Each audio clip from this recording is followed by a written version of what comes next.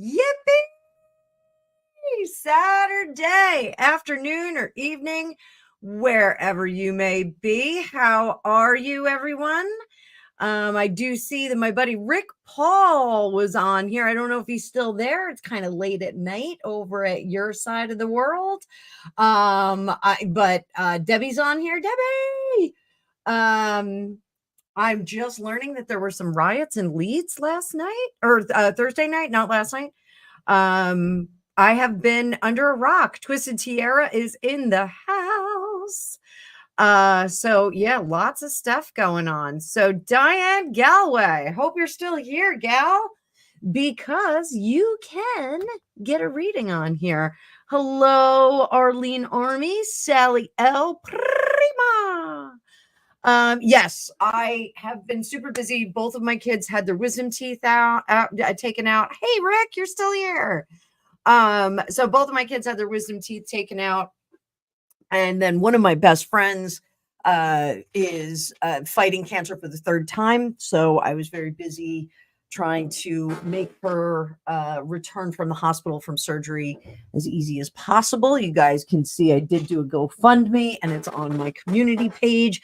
I also launched my Lenormand class on my digital academy, and I am working on my Tarot 101 class, which should launch right in time for the beginning of school. So thank you, Twisted Tiara. We're going to have a little battle ahead of us with my friend Gail.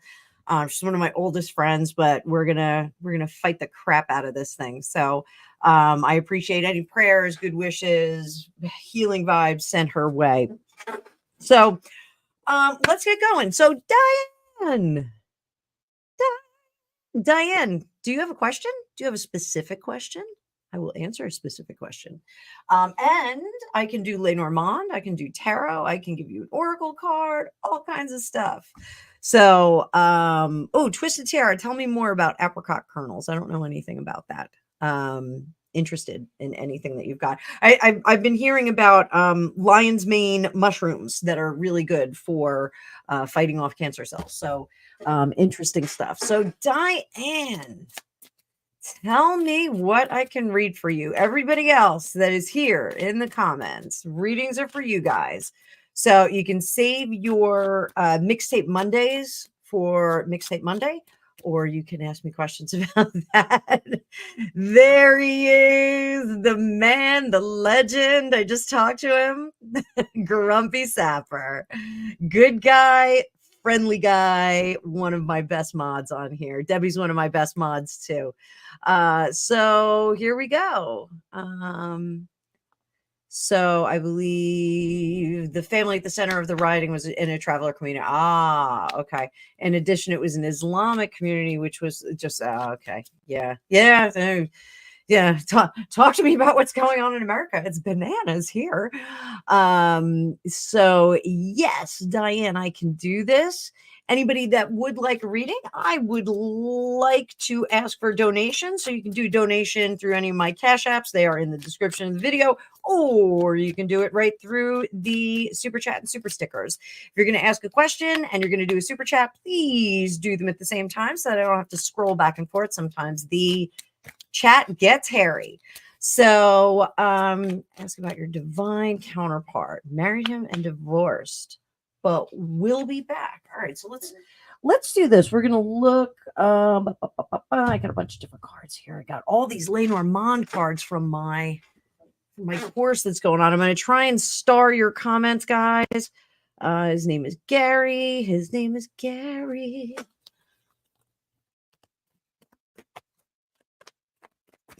So we're going to use the Phantom Wise Tarot right now. Phantom Wise? Yes, Phantom Wise. Is this the Phantom Wise? I think this is Phantom Wise.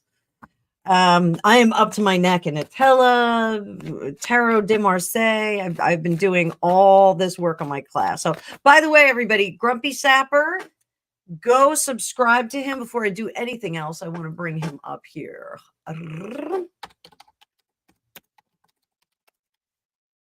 Bring up Grumpy Sapper. Where is he? Here we go.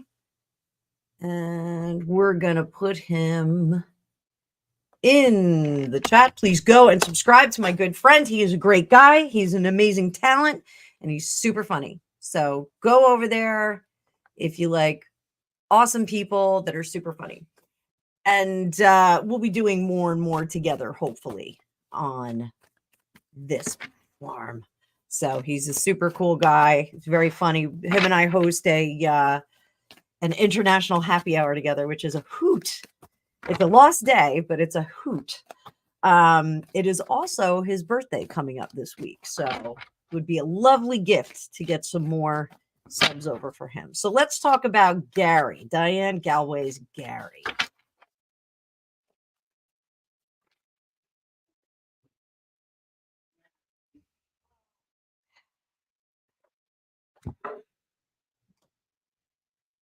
Queen of Wands, 7 of Wands in reverse, my dear. 7 of Cups, Knight of Swords, 9 of Pentacles. Dominant energy here is the 2 of Cups in reverse and the Strength card underneath. So, the business with Gary. Now, was Gary a good idea to begin with? Yes, this was an experience that you needed to have. But it does, the relationship with Gary, the experience with Gary does not serve your life's purpose. So, while he may be a divine counterpart or a twin flame or something of the sort, it doesn't necessarily mean that he is the being, the energetic being that you need to live out this life's purpose with. Does that mean that he will flit in and out of your life? Yes, but there's a much larger theme here for you. He, in this incarnation, is a distraction from the things that you're supposed to be doing. So what you're supposed to be doing is going to be in another spread, and I'll pull a few more cards on that. But the lesson is tied up in not being with him, in the time that you are not with him. And this Strength card is gaining mastery over the physical form. So what that means is we have to kind of quell those baser instincts, those emotions of love and in some cases lust. We do have to kind of put those on the side for this. So let's put these cards on the side because they told us a lot. Let's see what the divine purpose is. What is your main objective from your spiritual HR director? What is the main objective for this lifetime? Main objective. What is going to level you up to the next phase? The Chariot. You need to move through this lifetime without adhering to the physical bits and bobs of what we do in this lifetime. So what does that mean?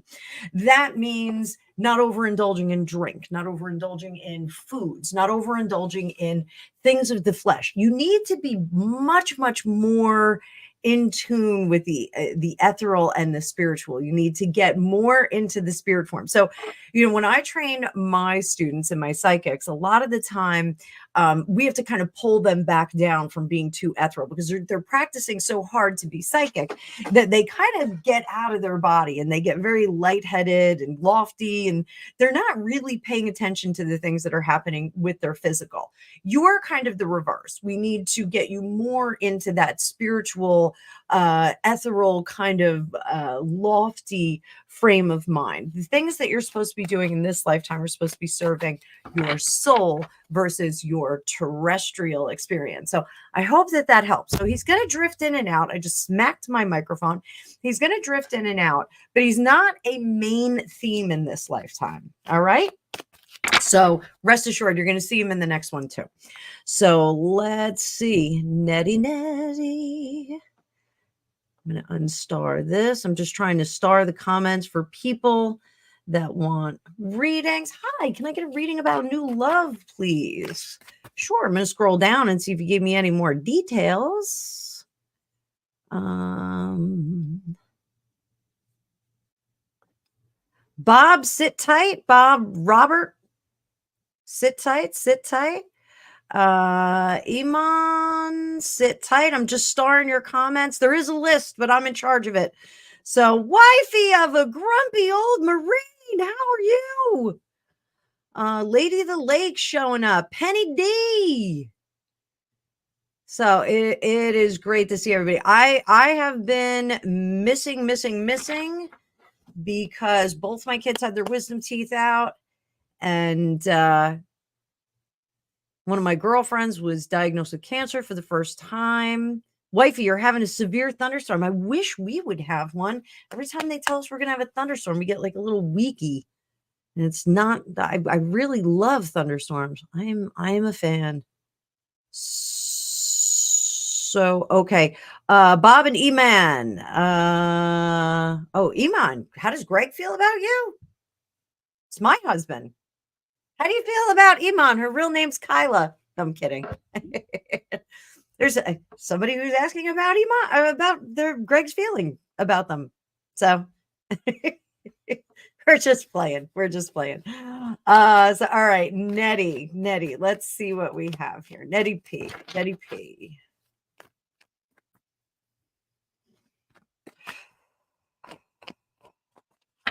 You know what, Nettie? You're getting a different deck. Hang on. You're getting a different deck.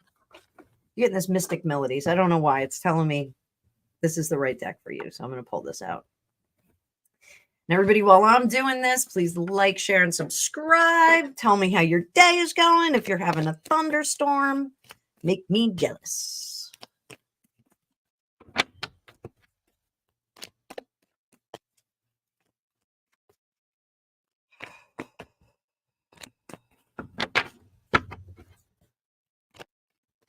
All right, Nettie, here we go. About a new love. Are we looking for a new love, or do we have a new love? Are we looking for one? King of Cups, always looking in the wrong direction, always looking for the wrong type of guy. Why is that? Why are we looking for the wrong love? Two of Cups. So this is wild. In this lifetime, you too, this is not about union. This is about breaking away from those unions, standing on your own. Let's talk a little bit more about that. What do we got here? 8 of Cups, 10 of Swords. Oh, we're going to talk about some past life stuff here, Miss Nettie. Miss Nettie? I hope it's Miss.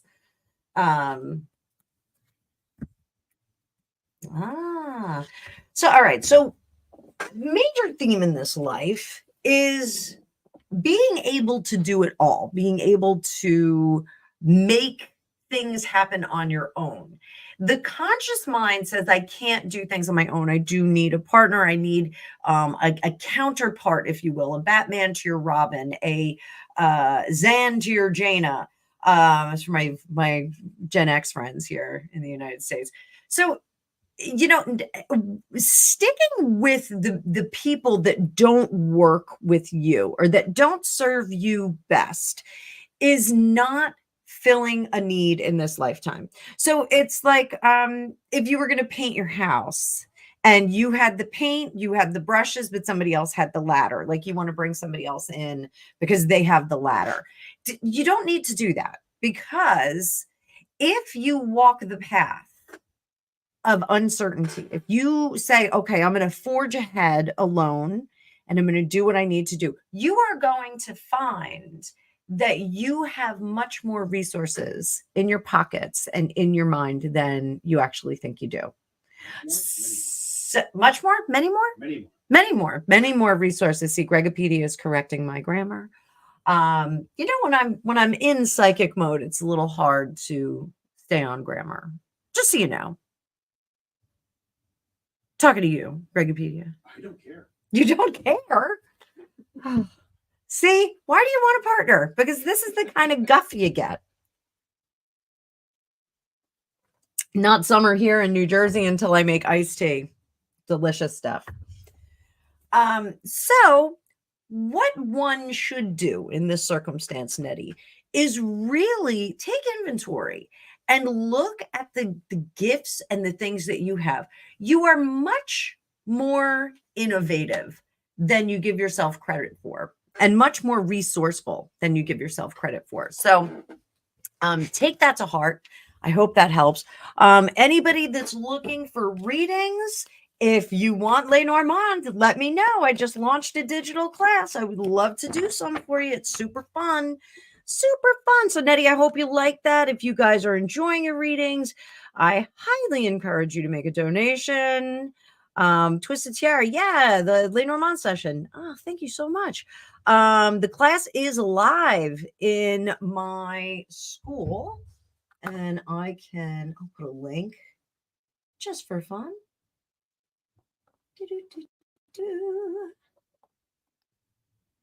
I think you guys can link to my class from this. I don't know if it'll work, but I think it does. Whoop. And there you go. That link should work if you guys are interested in my school. I'm going to have lots of classes coming up in the next few months. Exciting, super fun stuff. Super fun stuff. So there's a free tarot class in there right now. Bob Robert, how are you, dear? How are you, Bob Robert? I'm gonna use Phantom Wise for you.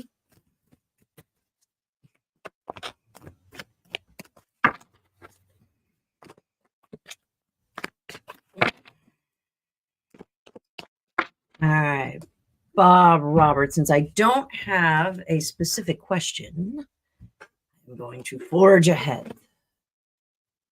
I'm just going to check and see if you put a specific question in there. If you did not, it's okay. I will do my best. I will do my best. All right, I do not. I'm sorry, guys. I got to scroll through here. Having a terrible year. I saw that, Bob. Okay, I got you, buddy. Hang in there. All right, let's see. Having a terrible year. What is getting in your way? What is getting in your way? Other than this tremendous world economy that we're going through, because I know you guys are seeing it on your side of the Atlantic as well. So what is getting in your way? Seven of Wands, the art of compromise, my dear. Six of Swords, Ace of Cups, Five of Wands, Page of Wands, High Priestess in reverse, Queen of Swords under the surface. So first of all, let's talk about the under the surface. Ow, I just totally nailed my elbow. And almost broke my desk again. I fixed it this morning. So let's talk about this Queen of Swords here, because what that Queen of Swords, this is our under the surface, our shadow self under here. So what's going on is you're not saying what you need to say. The feelings can be under the surface. The words can be in the back of your mouth. You can be disgusted. You can be eye rolling inside your head. But sometimes you just got to call somebody out for what they are. Sometimes you got to call a situation out for what it is.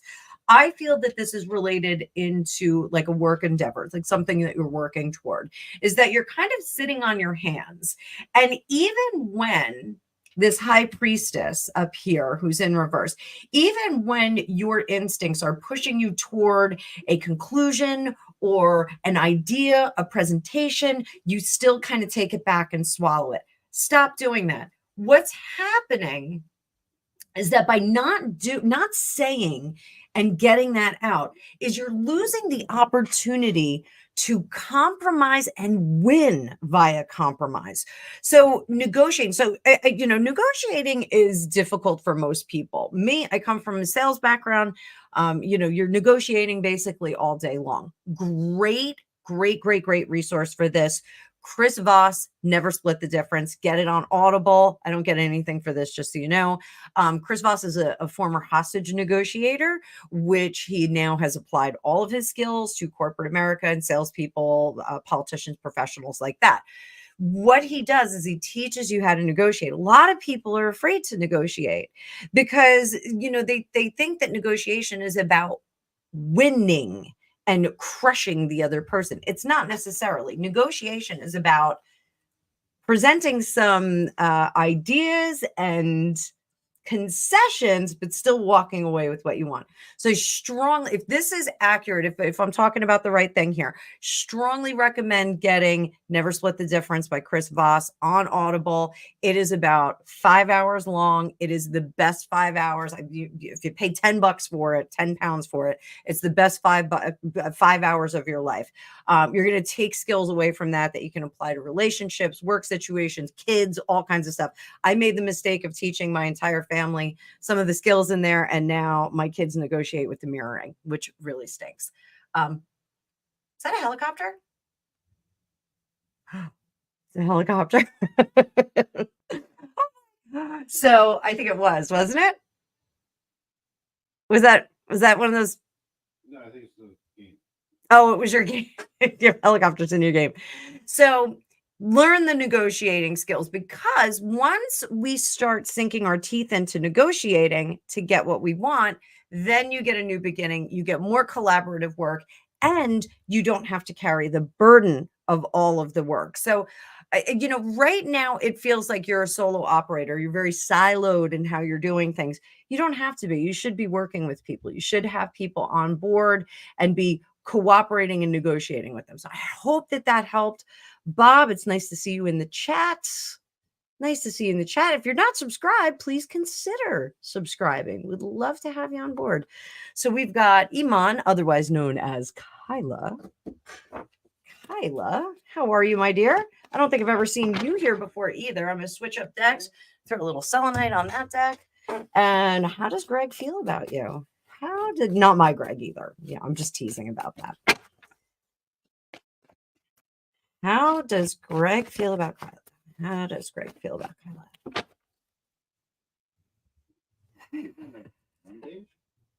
What was that?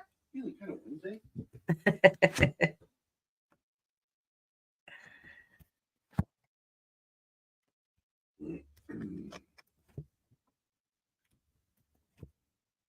So Greg is not in a commitment phase right now. He is not in a commitment phase right now.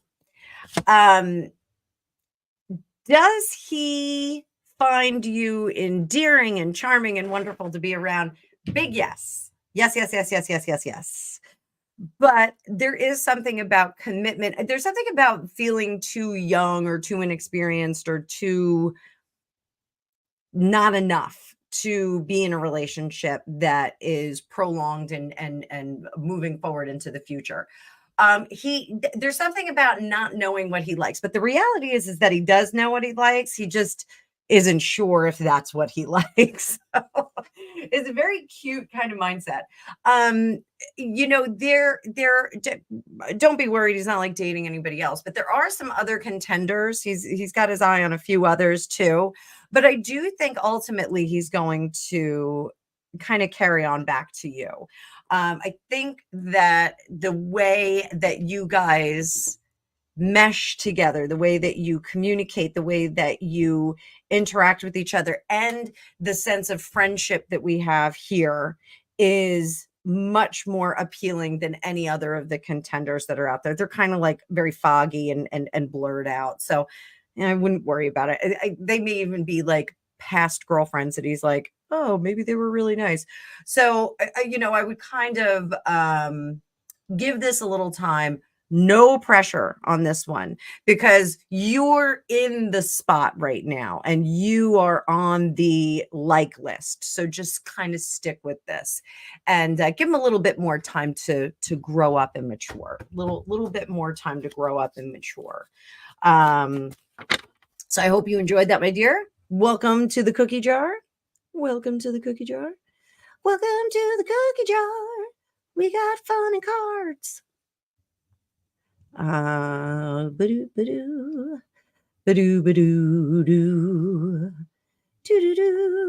Luna.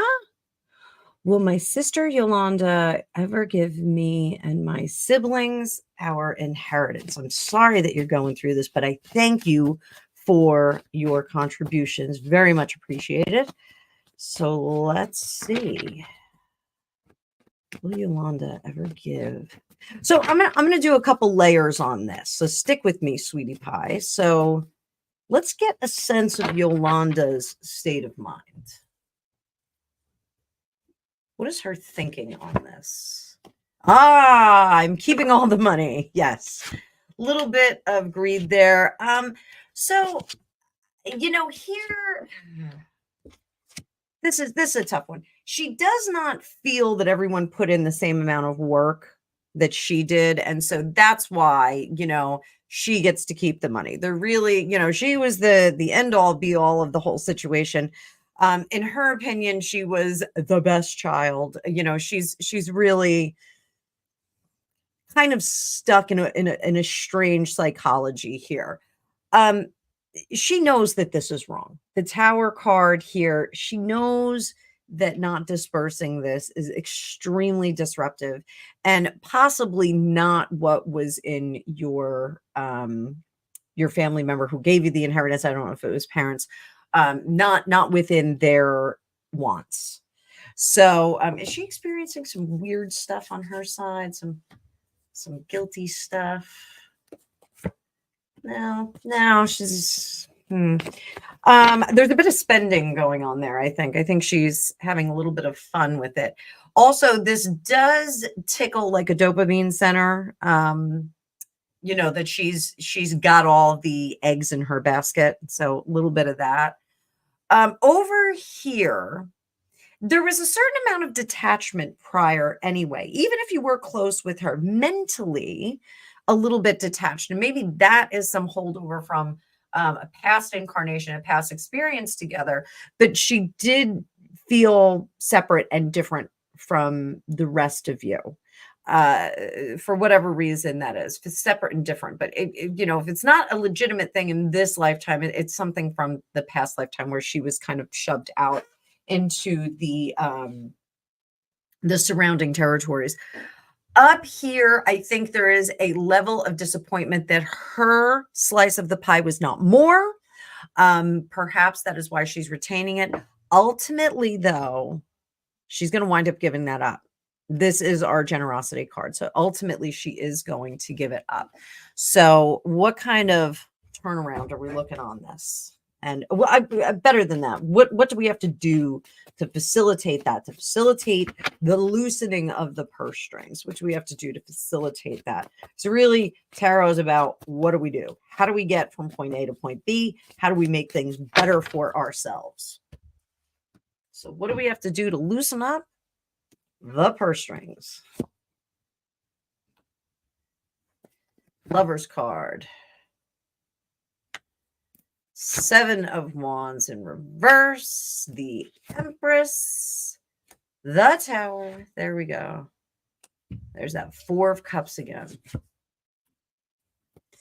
8 of Swords. So 8 of Swords is about, in this sense, we're really looking at the legality of the situation. And this is our dominant energy. If there is some legal document, it needs to be presented to her. And we need to say, we are partners in this situation. We are all a part of it. And there is no compromise here. We cannot negotiate this. What's done should be done. What's written should be done. So this is a very, very good indicator that if there is some written language in a will, in a trust, anything like that, that you can fall on this and it's going to help you. She is not caretaking correctly. And this is going to smack her right in the face. This card, I don't designate that it always goes here. I put it on top wherever I am led to put it. So she is going to get smacked in the face by the legal bit of it, not caretaking. It's gonna crash and burn. Then we get into a situation, there may be not all the funds there. I'm going to warn you that in advance. There are 100% going to be some bruised feelings. Like I think, when we go through this process, I don't know if we come out of it still talking, having conversations, because I do think we're going to see that their directives were not followed, but I think there's going to be a little bit less money in there, even though we don't have pentacles here. I think we're going to see that some of the other money got dipped into a little bit. So I'm sorry about that, but But here we're going to walk away from the situation really kind of looking at things very, very differently. So I'm sorry that this isn't better, but I do think that ultimately, you are going to get the funds that were supposed to come to you, but it's in the documentation. You need to go back to the will, go back to the information that was in there, and then present that to a representative, a legal representative, and have them handle it. So best of luck to you in that. I know inheritance can get really dicey and awful. So I'm so sorry for your troubles. Wifey, you got lights flickering. I love that. I love that. I love a good storm. You know what I love more than a good storm? I love Fantasy Island when they have storms on the show. So, here's my gal, Lady of the Lake. It is always a delight to see you. So, Lady of the Lake, I am going to do Lenormand for you, my sweet pea. My sweet pea. So, what is Lenormand? Lenormand is a system of divination, and we are using what are regular playing cards. Oh, I'll show you. This deck is Lenormand of the Enchantment. It's very pretty. It's one that I'm featuring up here, but I will show you for those of you that don't know. Lenormand works off a regular playing card deck. You can see the regular playing card up in the right-hand corner. So if I ever find myself in a casino and someone says, "Is there a tarot reader in the house?" I could go, "No, but I could read Lenormand if you give me a deck of cards." So we can always figure out something. Truth, I don't need the cards to do readings. I can do readings without them. A lot of the time when I work with my clients, I do a couple of spreads and then just start talking. So it does happen. One of my good friends, Kathy, she's the loudest librarian in the world. She calls me up late at night and goes, "Oh my God, I need an answer about this." I kind of have to give her a reading while I'm half asleep. So it's a lot of fun. It's a lot of fun. So Lady of the Lake, let's do this. Let's do this. We're going to do a 9-card spread for you, my dear. Oh, and I dropped my card. Put that sucker at the bottom.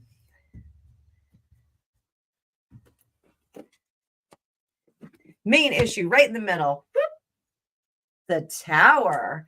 So the Tower in Lenormand is a little bit different from the Tower in Tarot. We'll talk about this. This is isolation and stability. The Lily, Mice, Letter, Clover, the Key,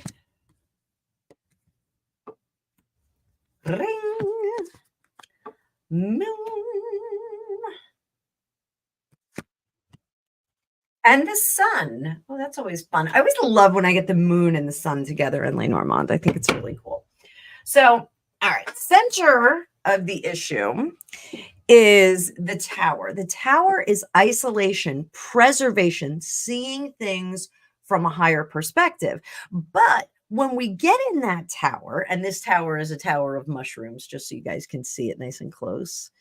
When we get in that tower, sometimes we isolate ourselves from others. We're not close enough to them. We can't, understand, commiserate, empathize with people that are down on the ground. So we're going to come back to this. We're going to see if you're isolated or if you're, sometimes it comes out as elitism. I don't think that you're elite, have that elitism issue, but I think this may be you're kind of stepping back from the equation for a lot of people. So up here, the Lily, this is sweetness and remembrance. And it can also lean into transformation. Lilies are present typically at funerals. It's my favorite flower. So I have a black gamecock lily tattooed on my arm over here. It's really ugly because it's super old and I never put sunscreen on it. But I grew those at my house in California. They were absolutely magnificent. They're black lilies. They're super gorgeous. So this is about letting things go. But the mice are telling us that you're letting it come back in. So letting things go, these transformational things, when we go through transformations or changes in our life, we have to cut them off and abandon them. We have to just let them go. We can't hang on. If we live in the past, if we hang on to the past, we live in grief. We live in regret. We live in depression because there's nothing we can do about changing it. When we live in the future, we live in anxiety because we can't really direct what's happening there. We can kind of chart our course, but sometimes it goes in a different direction. So this kind of transformation, this grief of transformation is really eating away. There is information coming that will help you transform out of this. Hopefully it's this reading. So over here, this is our present mind. So what's going on in the immediate? We have luck and good things. Now the clover in Lenormand is fleeting, happens very quickly. They're opportunities of luck. It's the chance to get a scratch off or a lottery ticket that's going to get you $1 million. But they happen very quickly. We need to seize the moment at all times with this. So the luck of having the solitude and the isolation here leads us to the key for success, the key to where we need to go. So if this is our disposition where we're kind of hanging on to a little bit of grief, there are brief, brilliant moments that will lead you to quiet introspection that will provide the answer. And we get more of that down here because committing to those feelings, the moon, committing is the ring, and committing to those feelings in the moon and the intuitive beauty of what we can feel versus what we know will give you the knowing. So under the underlying causes here, grief has created solitude, but out of that solitude with the key, we do wind up with wisdom. Fleeting moments will encourage our intuition here. Those fleeting moments of intuition will kind of bubble up for you. Pay attention to those. Don't be afraid of them. Okay. Look at them as gifts. Those are gifts. And then when we go up here, these nibbling little mice. Now, mice are as cute as they are. Look at how cute they are. They're cute as a button. And they're under that adorable little mushroom. The mice nibble away at foundations. They tear down foundations. They wreck things from the inside, but a little bit at a time. It's not like an explosion and something falls over. It is more time consuming and disruptive over a period of time. So this disruption, we can get rid of it in solitude through the messages that we get. We can find the key to this happiness here. Now, the best thing about this reading is that everything draws down to this point, which is the sun. The sun is our good card. It's just like the tarot sun. It is the best card in the deck. Well, I don't know if it's the best card in the deck for Lenormand. It's the best card in the deck for tarot. So everything is going to lead to this good point. So use your solitude, use your isolation positively.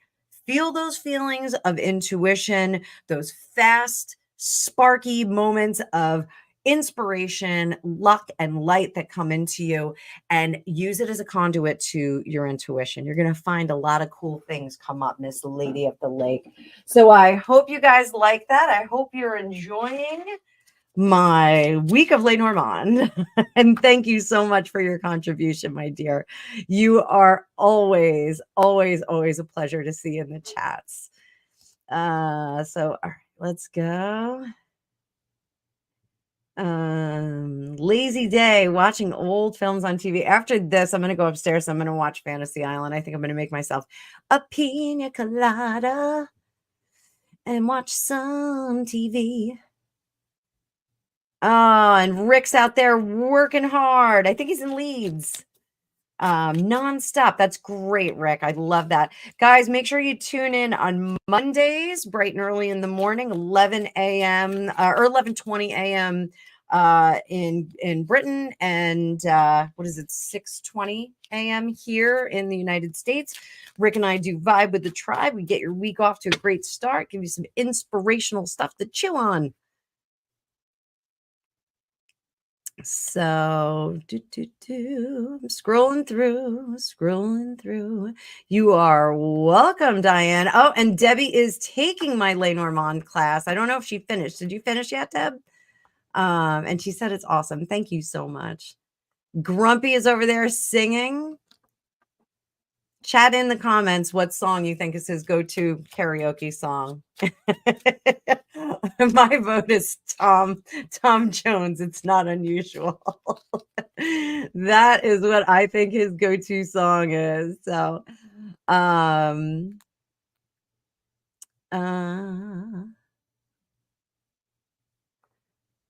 oh, very interesting. Have a royal ancestry, and he was in a lot of those lives with me. Oh, very cool. Very, very cool. And Wifey says, hit the magical like button. Please hit that button, guys. And if you haven't subscribed, please subscribe, guys. Thank you, Wifey. Thank you, Wifey, wielding her wrench. Toronto, Canada. It's perfect today. It was a weird day here in New Jersey. It was super hot and like overcast, but not rainy overcast. So, and then I got at one point, let me check my weather again. I love the weather. It says rain is about to start in 3.5 hours. So fingers crossed, hoping I'm getting a storm rolling in. Oh, you saw her live. Thanks, Wifey. That was my prediction was Biden was going to step down to yesterday, but he didn't. But I think the decision's been made. We'll real quick, we'll do some cards on that. So we'll do some Lenormand on that. Actually, we'll switch over to my other Lenormand deck so that you guys can see the playing cards as well. So what's going on with Joe Biden? Joe Biden, who's riding with Biden? I don't know. What's Grumpy Sapper singing? Say it in the comments. What is Grumpy Sapper's go-to karaoke song? Oh, you think it's I'm Too Sexy? I think it's not unusual. That just seems like so much more of like a big song, you know? Like, it's not unusual. Everyone's gonna be singing it now. Is he gonna be dancing the carpet? I don't know how he dances. That's the only dance he can do. I WhatsApped the AI videos that he made of you and I. They're hilarious. He made us dance in our dirndl and lederhosen. So it's pretty funny. It's well worth a look. So let's see. Joe Biden. The ring. Commitment. Oh my God. Commitment to what? The garden. Public service. The tree. Growth. Health. Moving forward. And the bear. I don't think he wants to give it up, guys. This is, I'm not effing moving. Oh my God. Here's the knowledge, current information, the knowledge, commitment to, I'm taking from the middle of the deck. Coffin. I called it, guys. He's gonna call it. He's not gonna do it. This is in the past. The garden is our public service. The tree is growth, building, growing, making something happen. For those of you that are just jumping in, this is Joe Biden. This is Joe Biden when he's going to make this decision because he made a liar out of me because I said he was going to drop down yesterday. So in the past, garden, tree, the bear can be legacy. That can be legacy that he's hanging on to. In the current moment, we have the book information, gave him the commitment to stepping down with that coffin card. Booyah. Let's keep going. The snake. Now in the future, we have a woman snake. Oh, who's going to cut him right off? And, ooh, the whip. The whip. So in Lenormand, there's 3 really bad cards. They're all right here. I shouldn't be laughing so evilly. I need my witch hat. The snake is someone who shows themselves to be a really, really dastardly person. The Cid is cutting off. I think he's not going to get any support from them. And the whip, I think they are going to vilify him. Now, here's the tough thing. So we also go from top to bottom. So the garden, public service, information, and then the snake comes up and bites that information. Here in the middle, we have the tree, growth, making things happen, committed to making things happen, but the Sith comes along and cuts it off. Here we have the bear, stability, growth, greatness, fantastic leadership, but we kill it and then we destroy the legacy.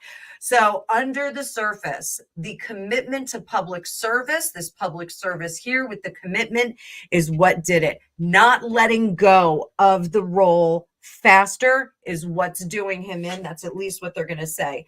The information in the polls and the information about his leadership here with the book is going to be the end of him. That's it. It's going to cut him off. His career, all of the work that has done is all for naught.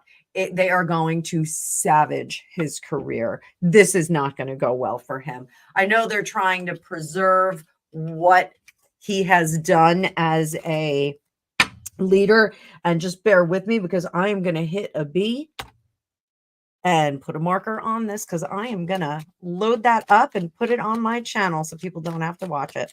So I got a nice marker on there. Yippee-ki-yay. So let me scroll down here. All right. Trump is in Michigan holding his first rally. So how is he feeling? Let's use a little bit. Lenormand. Let's keep going with the Lenormand.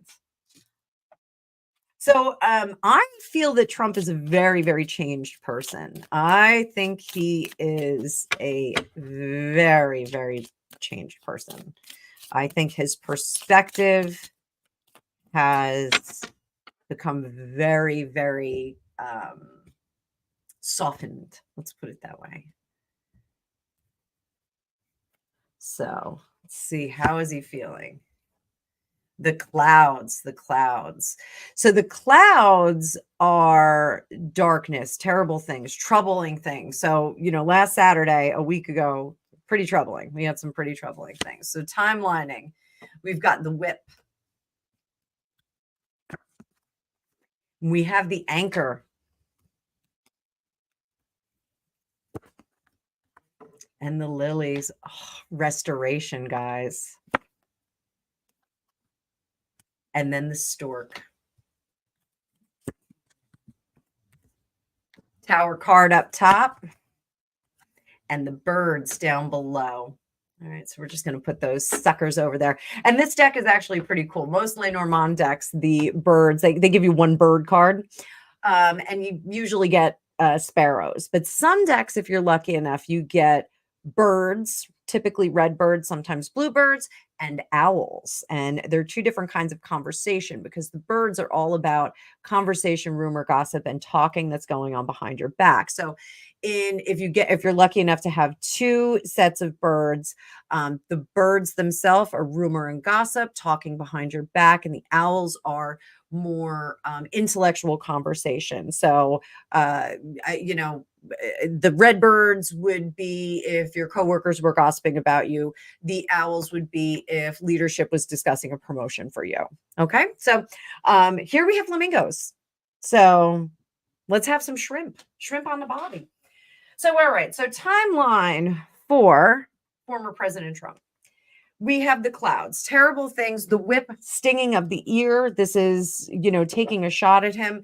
This is the troubled campaign. I'm going to take it back a little bit. This is the troubled campaign. This is the negative information that's being put out about him. The clouds will smokescreen any good information and will streamline all of the bad information. It will just look terrible, terrible, terrible. So the whip, this is the incident that happened last Saturday. The ASSIN situation. I think I didn't spell that right, but I don't know if I can say that on YouTube. I don't know if my videos get flagged. My subscribership has been going up and down by tens every single day, so I don't know what's going on with that. So here, the whip, this is what happened last week. It's painful. It's something that happened. The whip can also be repetition, things that happen in rapid succession. Pop, pop, pop, pop, pop. So a very interesting video that I shared with Debbie about the sound of those pop, pop, pops that we had last Saturday. The anchor is finding your stability in the muck. Okay, so think about what you do with an anchor. You throw it overboard, it gets stuck in the muck, and it stops things from careening in another direction. We're again back to the lily here. So we stop the momentum in a bad direction. We get stable, okay? And then we get to the lily. What did I just say? It's about restoration, reignition, turning things over. Like the coffin, it is transformation, but it's a little different of a transformation. It's a gifted transformation. The coffin could be a death. The lilies are a change. This is enlightenment. We are looking at enlightenment here. And then the stork becomes Robin Hood. So the storks are very interesting in Lenormand because what they do is they are a gift. They are coming back, recovery, standing up again. But also the storks are altruistic, real storks in real life. They will steal from birds and give it to other birds that are in need. So like they're nice, but it's very Robin Hood kind of effect that they do.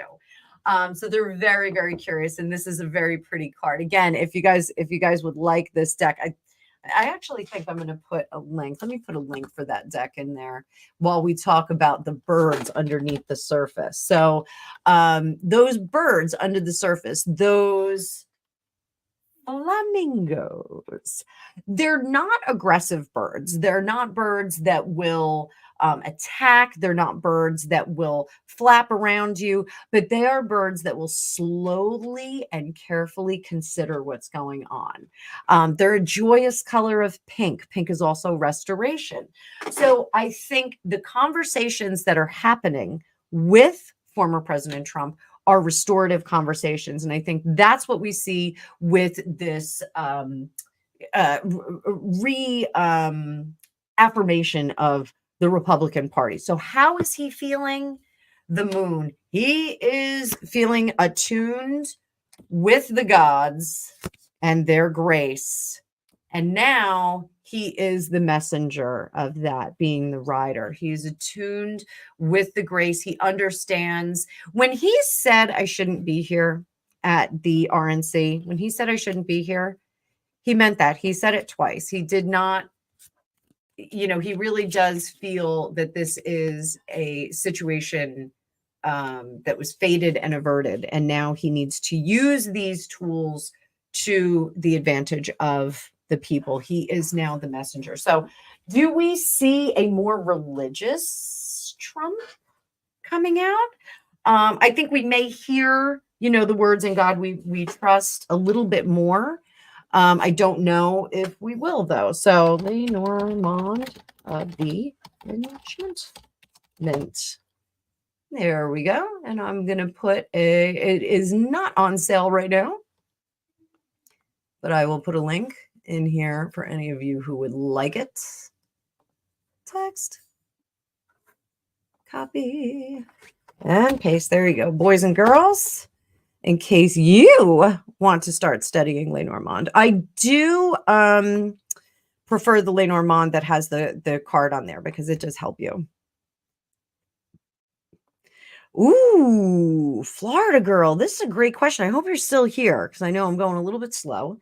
If you are jumping in the chat, please stick around because I can only, oh, great. Definitely subscribe to Rick. All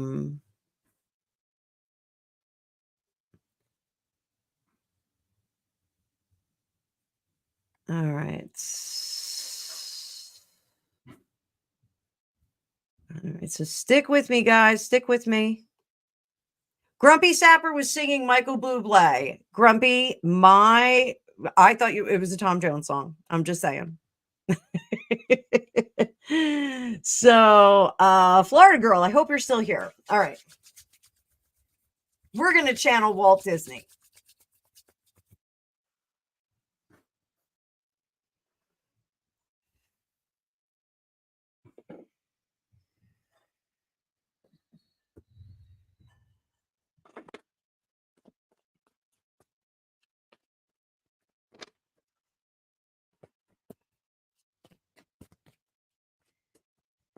So actually, I know he wants this deck. I don't have a Disney deck.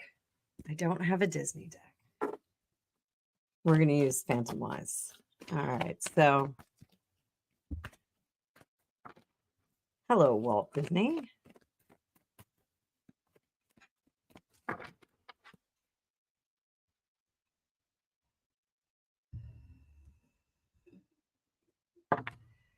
So, starting at the beginning, Mr. Disney, what do you think of the current state of things in your Disney empire?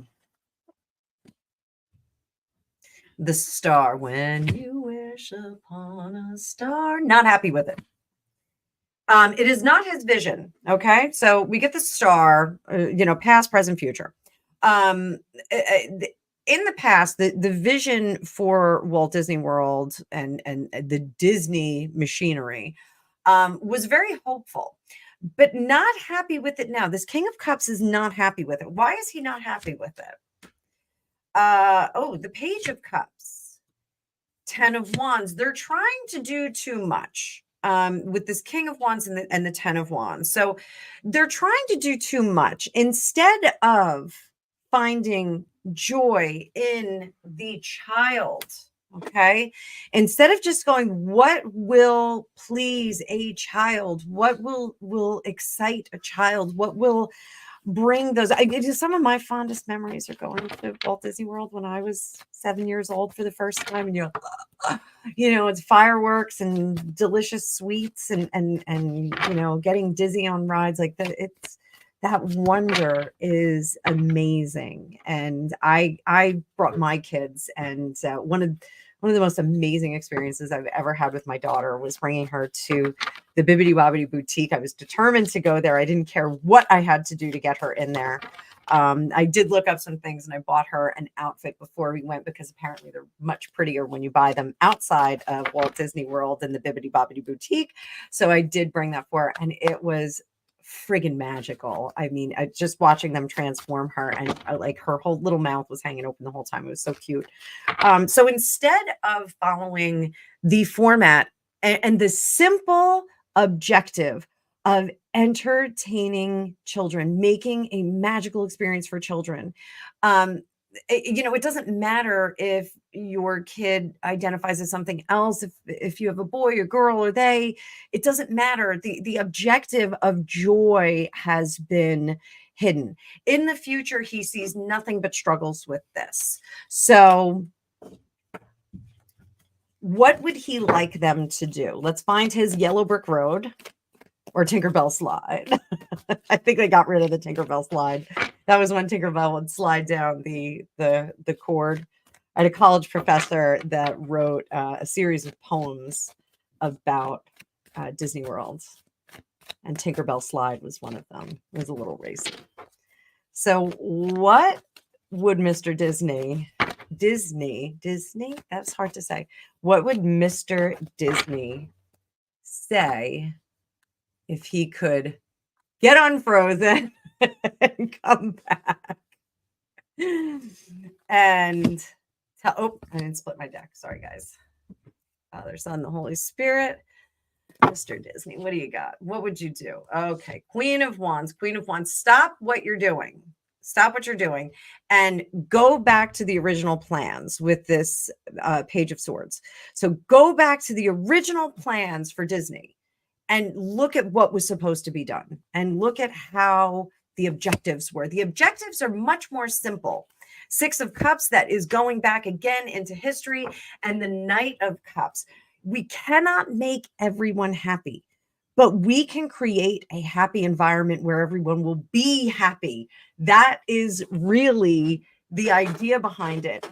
The idea that he has is that when you walk through the gates, when you walk down Main Street and you see that castle, is that everything in your life falls away. Everything real falls away and you become part of this fantasy.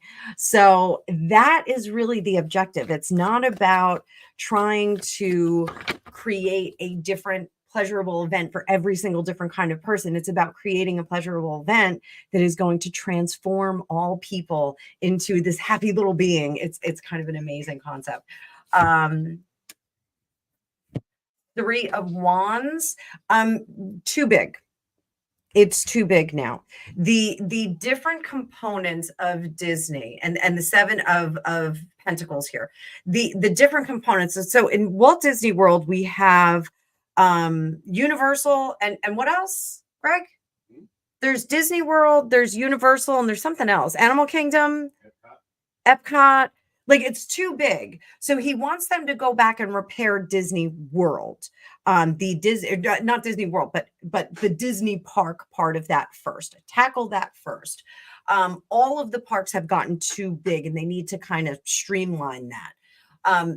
If they go back and they realize that all of these are separate entities, not part of the one, even though they're all under the umbrella of that corporation, the objectives can be different for each of the parks. They can kind of be more progressive on the newer parks that are there, which is very cool.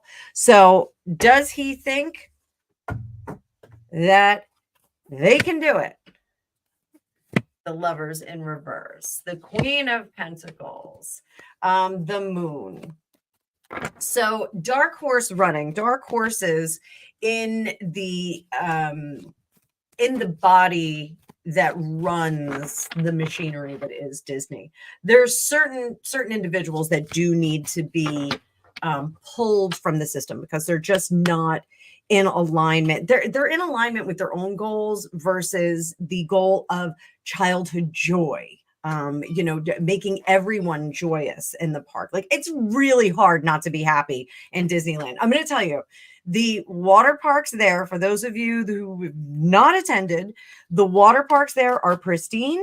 Every time Greg, Apulia, and I and the kids go to a water park, I am invariably hit with someone's disgusting Band-Aid. Greg's laughing because it happens every time. Disney never even saw a Band-Aid. So, strongly recommend going to their water parks, but it will ruin you for all other water parks. So they do need to get some of the people out of there. There is a fat cowing there, unfortunately. They've gotten so large that there's a lot of people that are kind of sitting in their office really not doing a lot and collecting a salary. And that's something that they need to address. Those bad bloods will out. So Mr. Disney, thank you very much for attending this wonderful session. My good friend Alicia Wicker. Oh, and thank you, Florida Girl, for your question. My good friend Alicia Wicker sent me a gift box for my birthday. We always share birthday. Our birthdays are right on top of each other, so we share birthday gifts. And she got me a book on the history of seances. And I actually said to her, maybe we should do a seance online. And she goes, I don't even know how we would do that, but I love this idea. Let's make it happen. So we're going to try and figure out how to do a seance on YouTube live event. All right, guys. So stick around for that. Not today, but another day. How does Faisal feel about you? Let's see. We're going to go to this one. You know what? Nope. You get a different deck too. Noor, my darling. I love the name Noor. It's such a beautiful name. What does it mean? If you can tell me in the comments what your name means. I know my name means something, but I can't remember what it is. My mother is Margaret and her name is Pearl. So let's go Noor with the beautiful name. How does Faisal feel about you? How does he feel about you?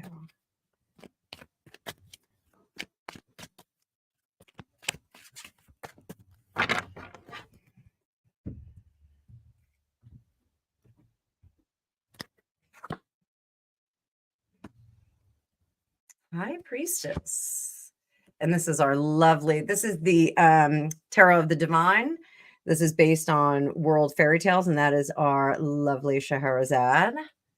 1001 Arabian Nights, one of my favorite pieces of literature. And we have the Two of Wands in reverse, Hanged Man, the Three of Wands, and Justice there. So I think Faisal, I think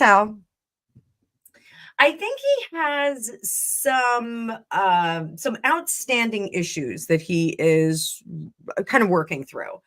It does seem that there's possibly a breakup and recovery that he's going through. And as a result of that, he kind of has some, I'm not saying he has a temper, but he has some temperament issues. Like his tolerance for nonsense is very low. And that's not to say that you're, nonsense, but it's almost that his tolerance for nonsense is so low that he doesn't invite in new experiences because of the unknown part of it. He is much more decisive now as a result of this past relationship to make it not assumptions. They're not assumptions, because I just threw half my cards across the room. They're not assumptions, because he's using the information that he has, and the things that he is witnessing, but it's conclusions. He's making very, very fast conclusions based on minimal information, because he just doesn't have the time nor the inclination to deal with anybody's nonsense. So, I think that's a good thing. Like, a lot of people will make very, very quick decisions. Like, it's like, say you had $1 million and you went into a car dealership and you would go, yes, that red one. Yes, the white convertible, and absolutely that G-Wagon over there. I'm taking that. He makes decisions like that. Like, he's like, yes, no, maybe so. I shouldn't say maybe so. There are no maybes in his vocabulary. It's either yes or no. And if it's a yes, it has to be 150% yes for him. So, does he have feelings for you?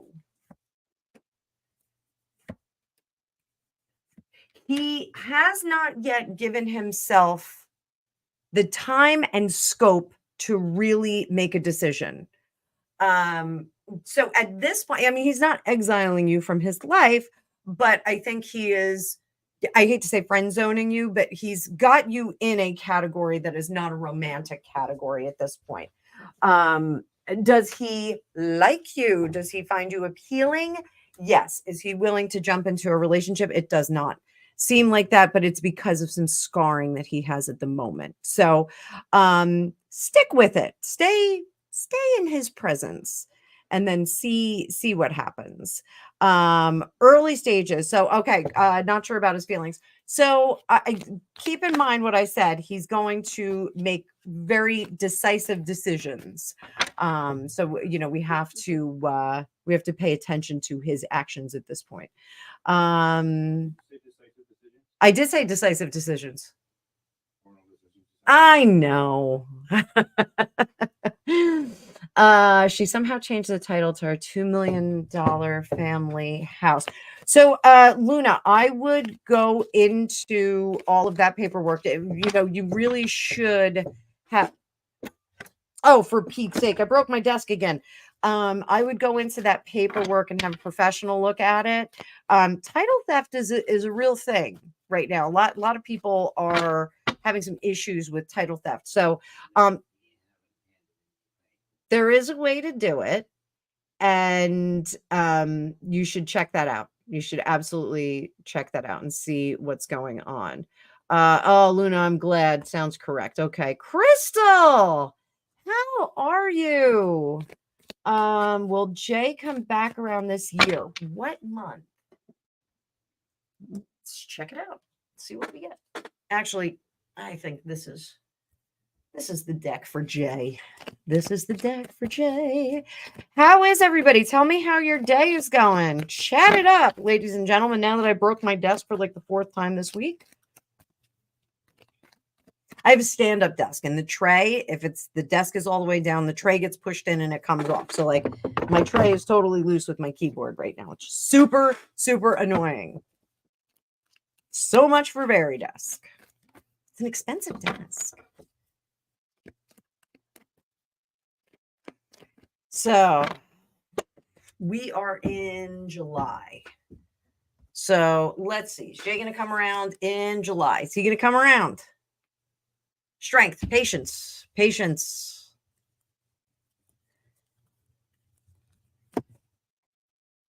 Lovers, not quite yet for August. September. Not quite. October. Not quite. Can't get away from work.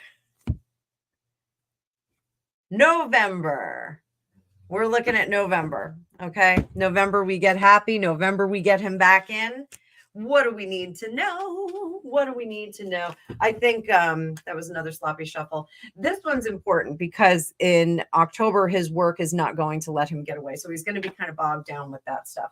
So what do we need to know about Jay coming around in November? Did I say November? Wait a minute. July, August, September, October, November. Yes, I did say that. All right. So what do we need to know? What do we need to know? 7 of Pentacles. Don't bring up old stuff.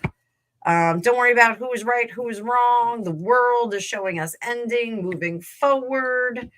Yeah. So I think there's a lot to talk about on this visit.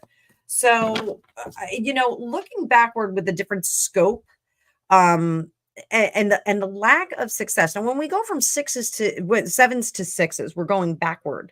Where things are not progressing forward. That world card makes me very, very nervous because that shows transformation, ending, moving forward. When we get that 2 of Wands after it, sometimes that's breakup. So I just want you to, kind of have your ducks in a row on this one, and pay attention to what's happening there. 4 of Swords in reverse, taking action. Don't sit back. Don't wait for things to change or come back. Just kind of move on with yourself.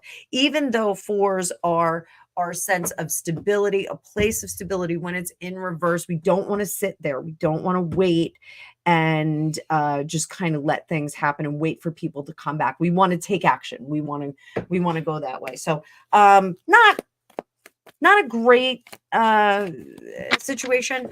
But what should you do, Crystal, to make sure that you come out of all of this the best of the best of the best of the best? Don't take on the burdens of others. Be the captain of your ship. That 2 of Cups. Even when we are doing things on our own, we can take advantage of the moments. So I've been telling everyone, recessions make millionaires. Recessions make millionaires. That if we're in a recession, it is the best time to start doing your investments.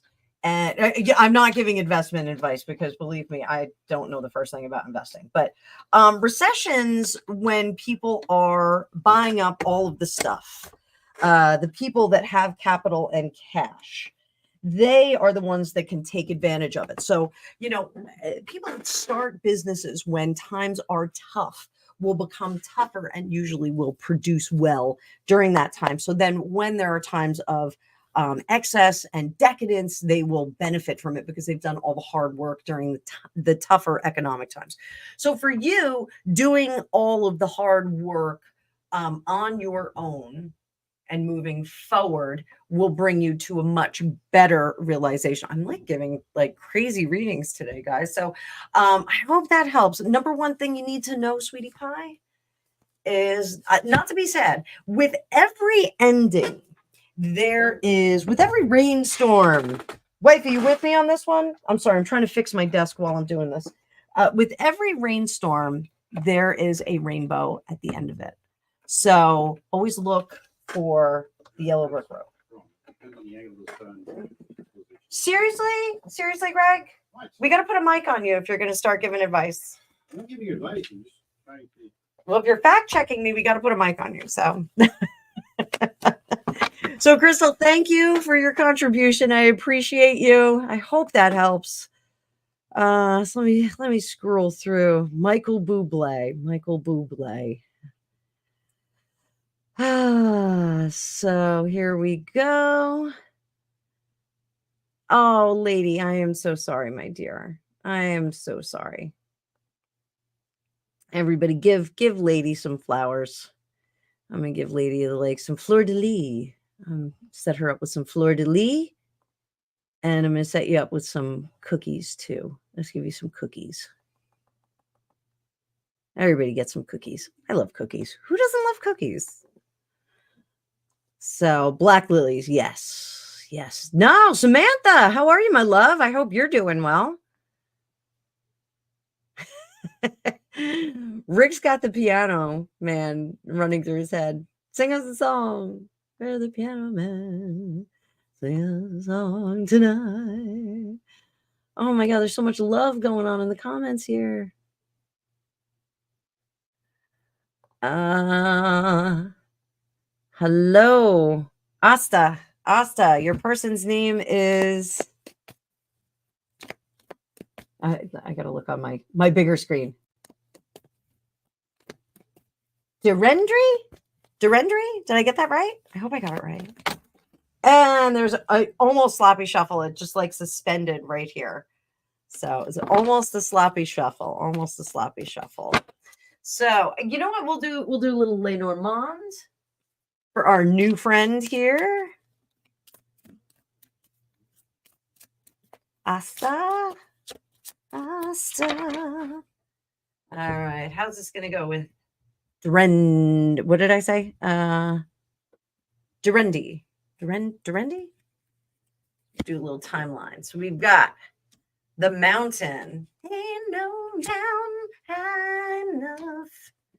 The bear. Ranga. Heart. We got a love match.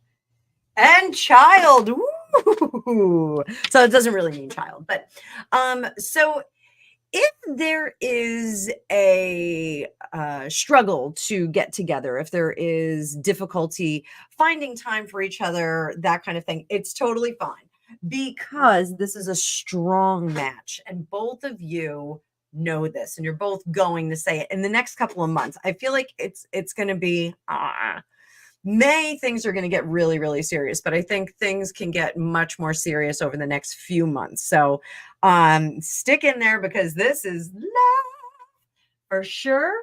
And the child is about new beginnings. This is about having a new beginning, birthing something new. And this would be the life that you guys have together. So hope you liked that, my sweetie pie, because that was a sweet, sweet reading for you.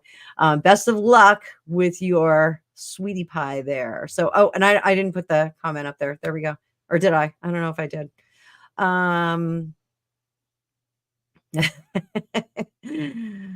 Duff Lane. I love Fantasy Island. So yeah, guys, if you're asking questions, just stick with me. I try and give you guys, I am taking questions. Anna Perkins, I got you, babe. Just be patient, guys. Be patient. I will get to you. I will get to all of the questions. So your son's birthday today. Happy birthday. Nothing like a little Ferengi. Does he have a great year ahead or one peppered with challenges? Let's see. We'll do another little Lenormand. It's like a mini tableau. Right in the center. Stork. All right. So he's helping everybody else out. And, woman in the past. Success and abundance in the past and messages. We got that going. Here is our tree. Let it grow. Let it grow. And the key. Wheel of, actually not Wheel of Fortune. I'm sorry. I almost said Wheel of Fortune. This is Crossroads with the man to great success. So, all right. So this female that he left in the past, that's totally fine. All right. I shouldn't say left in the past. I think she's still in his life, but this is part of the abundance that he is creating. Okay. This is the CV that he's writing. Fish is always abundance and money and things like that.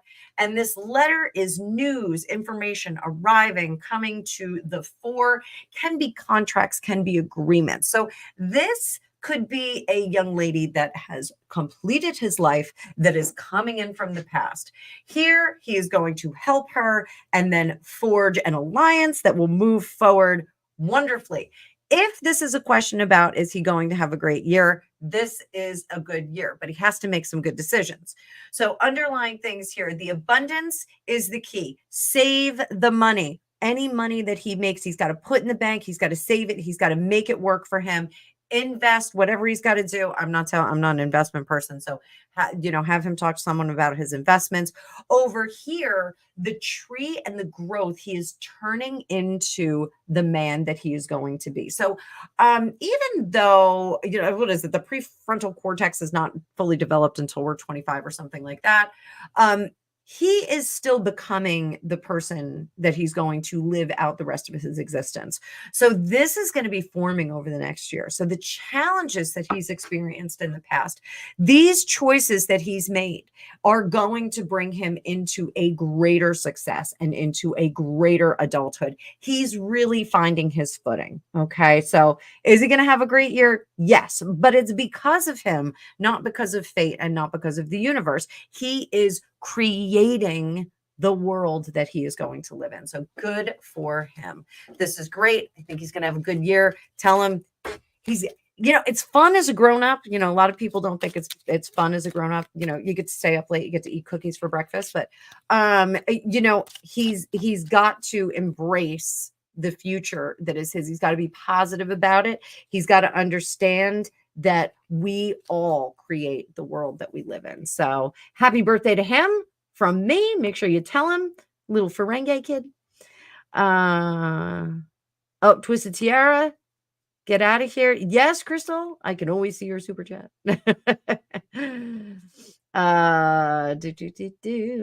Oh yeah. So Samantha, I think he made the decision yesterday, and I think he's gonna get out of there. So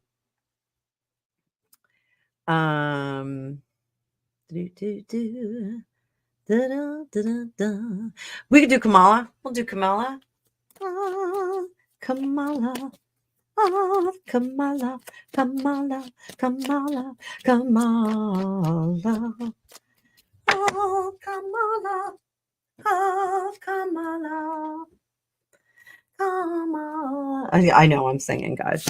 All right, right in the middle. Mountains. She's got a mountain to ain't no mountain high enough. All right, there she is. Anchor, woman, man. Wow, that's insulting. Foxy and the tree. I don't clouds.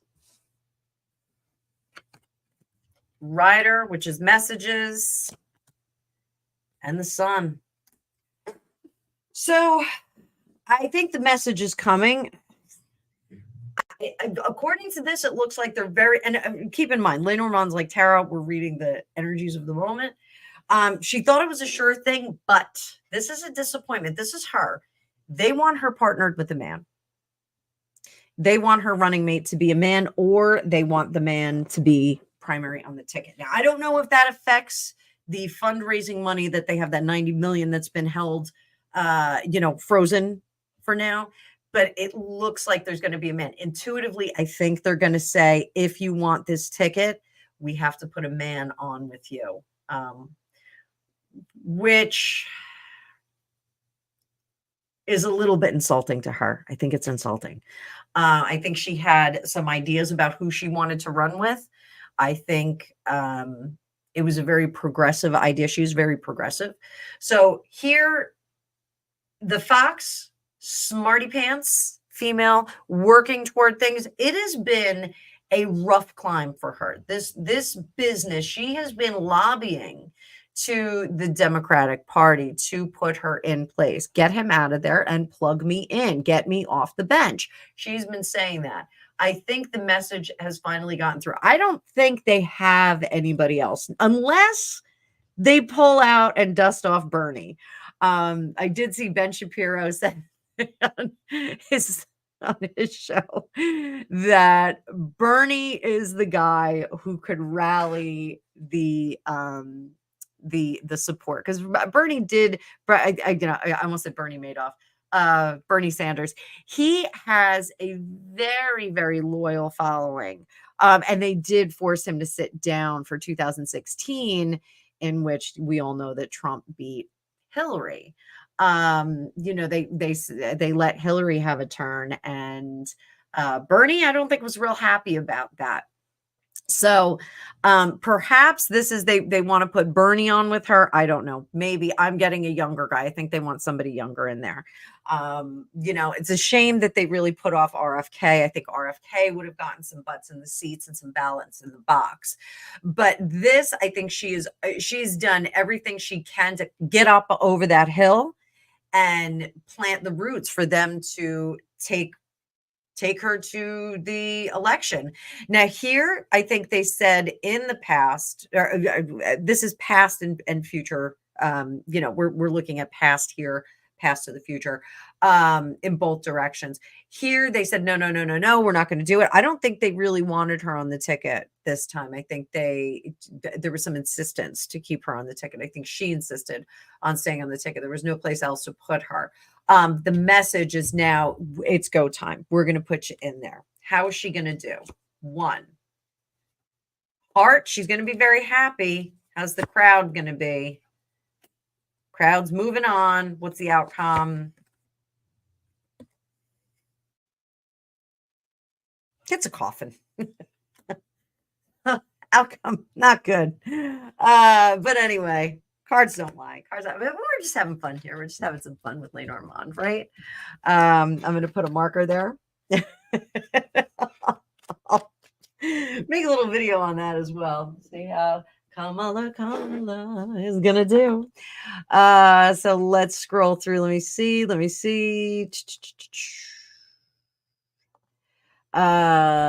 test gives a 10-day period of limbo. Yeah, they had to get him to sit down and stop talking. That was what they did. Hello, Charlotte. So scrolling through. Yes, thank you. Please don't spam the chat. I will get to it. Guys, on the software that I use, I can star your comments and I can come back to them. So I'm trying to scroll through, give everybody a good reading. So yes, all the usual suspects are here. Gregopedia is here, but he is sitting in his chair. He is not, he's gaming. He is gaming. Yes. Those crazy chemtrails. So going through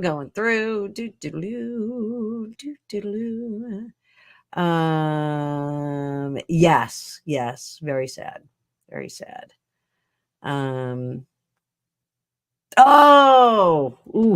Mercury and Leo, this is a good one. So I did a founding father reading not long ago, and I was going to do another series during the election, but we could do like a little preview. So let's see what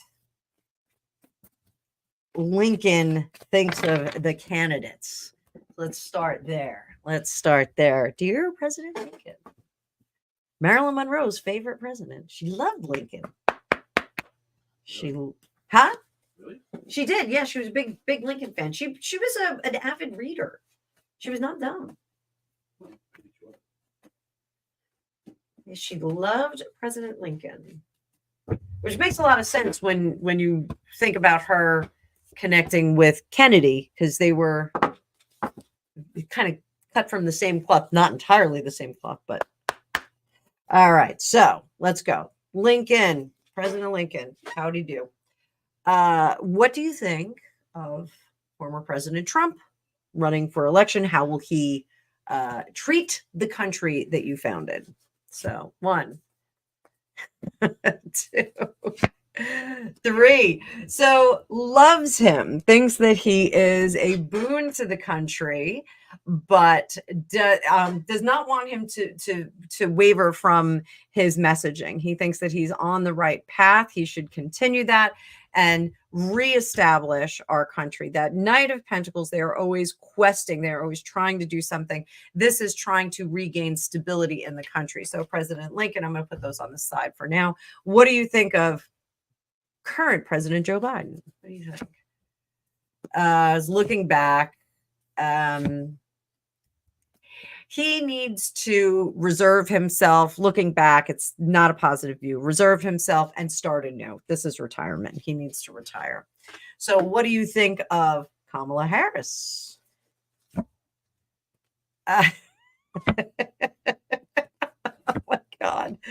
Not bright enough, better suited for something else, not really suited for politics altogether. And should probably find another vocation. So there we go. There's one. So President Washington, George Washington. Almost named my son George after George Washington, the original, the OG. Badass dude. So President George Washington, what do you think of Donald J. Trump? Oh! So George Washington thinks Donald J. Trump is a little bit different.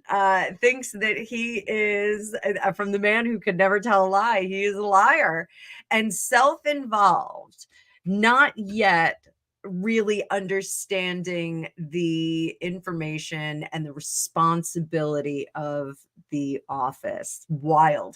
He thinks that he is a detriment to the country. He doesn't like the way that he's taking the country. So that's super interesting, unexpected. What do you think of Joe Biden? And this is George Washington, not in control of his faculties, speaks before he thinks, and he's got all the wrong people working for him. So the cabinet is poor, the advisorship is poor. Kamala Harris, what do you think, George Washington? No, wrong direction. Again, not smart enough, and they would do well to put her someplace for a little bit. Just keep her quiet. So President Kennedy, John F. Kennedy. Let me get some iced tea here, guys. Thank you for everyone who's sticking around.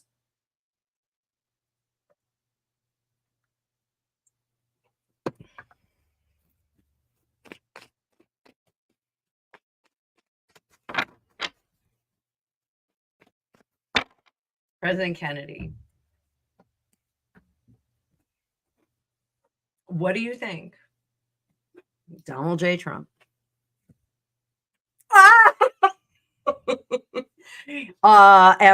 He's going to agree with George Washington.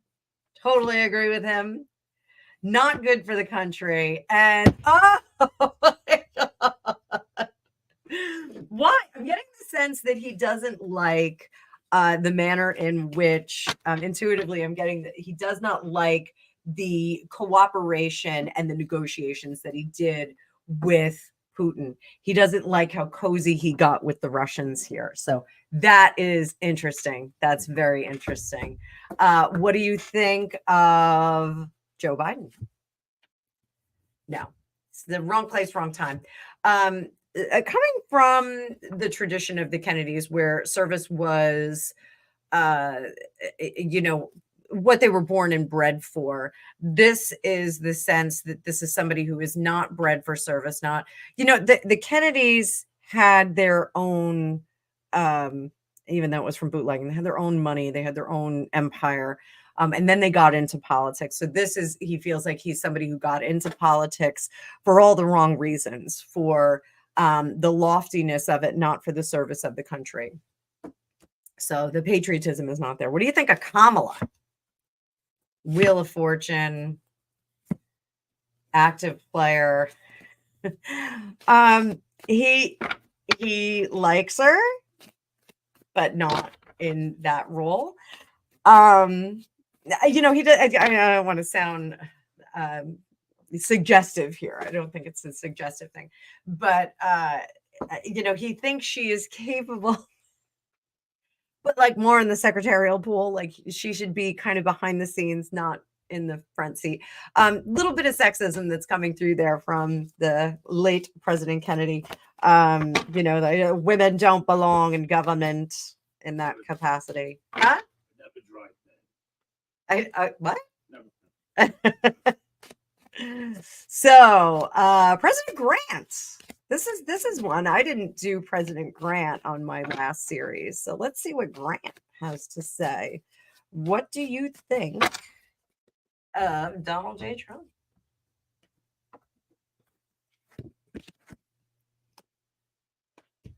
Some crazy progressive ideas. Possibly not the answer for the country. So Grant says not the answer for the country. He doesn't serve, despite what former President Trump said at the RNC about wanting to be a president for all of us, not half of us. Grant does not feel that he effectively represents everyone. So put those on the side. What do you think of Joe Biden? His time is done. Grant says it's time to move on. Again, we get moving on, retirement, getting out of there. Those of you that are just jumping in, we're doing founding fathers, what they think of the current people in office. If you have questions, if you want your own readings, you can put it in the comments below. And if you send a super chat or a super sticker or donation through any of my cash apps, I would be very happy to have that. But you can't just put your question in there. So I will get to it when I scroll down. What does he think of Kamala Harris? President Grant likes Kamala Harris, but he does not think that she is appropriate for the country. Her ideas are way too progressive of getting that intuitively, and they will be disruptive. They're not in alignment with what is in place now. While progressive ideas are good, the time is not right just yet. So I think he would be open to her a little bit later on in the timeline of the United States. Now, Ben Franklin, here we go, the punk rock founding father. This guy was a maniac. If you don't know anything about Ben Franklin, look up a few things about him. Wild, wild dude. If I go back in time, I want to go hang out with Ben Franklin. He might be on my hall pass list. Gregory. What? Ben Franklin might be on my hall pass list. Really? It's really good because your whole pack is a lot of dead people, so nothing to worry about. I am a psychic, you know. Where's Raven? Where's the Raven? Where he is. All right. So, hi, everybody. 24 people. I just looked up and I got a whole bunch more people watching. So, please like, share, subscribe. My subscribership has been going all over the place. All right, Ben Franklin, punk rock, founding father. What do we got? What do we got, Ben? There's another name I almost named my son.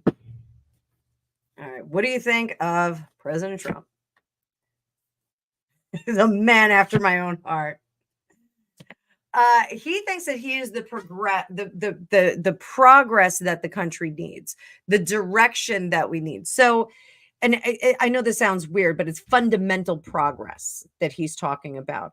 It's correcting course. It's getting back into where we are. He also likes that he's a doer. So Ben Franklin was a doer. He would get up, he'd write, he'd do all kinds of stuff. He was a patent clerk. He was a writer. He was an inventor. He'd go outside with keys and kites and whatnot. He was a very, very busy dude. He likes that Trump is a busy dude, and he likes that he brings us back to some fundamental values, but with a progressive twist, kind of moving with the times. Ben Franklin was like a futurist. Like he always was looking toward the future to see what was going to be on the other end of things. So I think him watching all of us is pretty cool. So what do you think of Joe Biden? Oh, yeah. Yeah. Oh, yeah. He's not in his faculties. He doesn't have control over what he needs to do, and somebody else needs to take control over it. So, you know, when we get this 9 of Wands, the battle is done.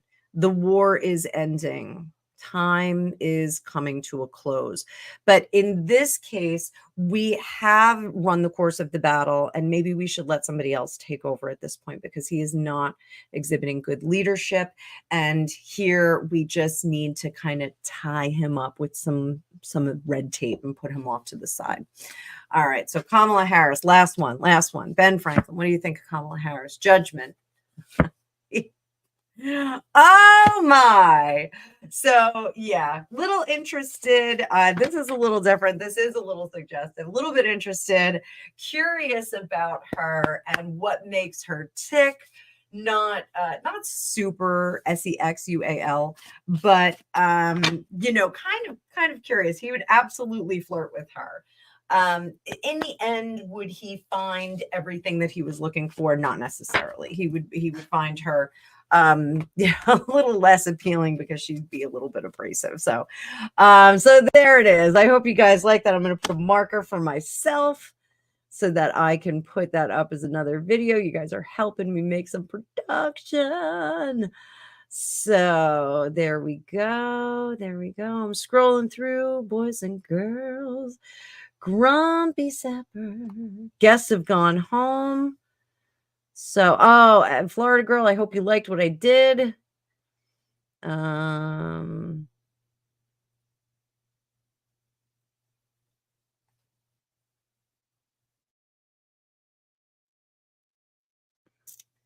So scrolling through. Yes, you can. And it's getting wild. So scrolling through. I'm going to be wrapping it up soon. 100 degrees in San Diego. Had to turn on the mister for our chickens. Yikes.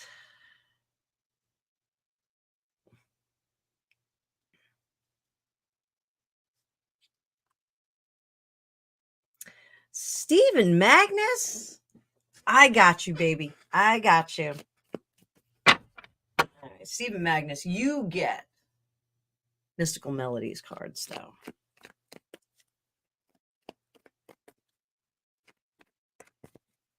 All right. Lack of direction. My birthday, I can't get motivated. Almost melancholy, lackluster sense of just drifting and having trouble getting pleasure out of things I previously did. Lack of direction. Okay, so what's going on here? So massive energetic blockage here on you, Mr. Magnus. Massive energetic block.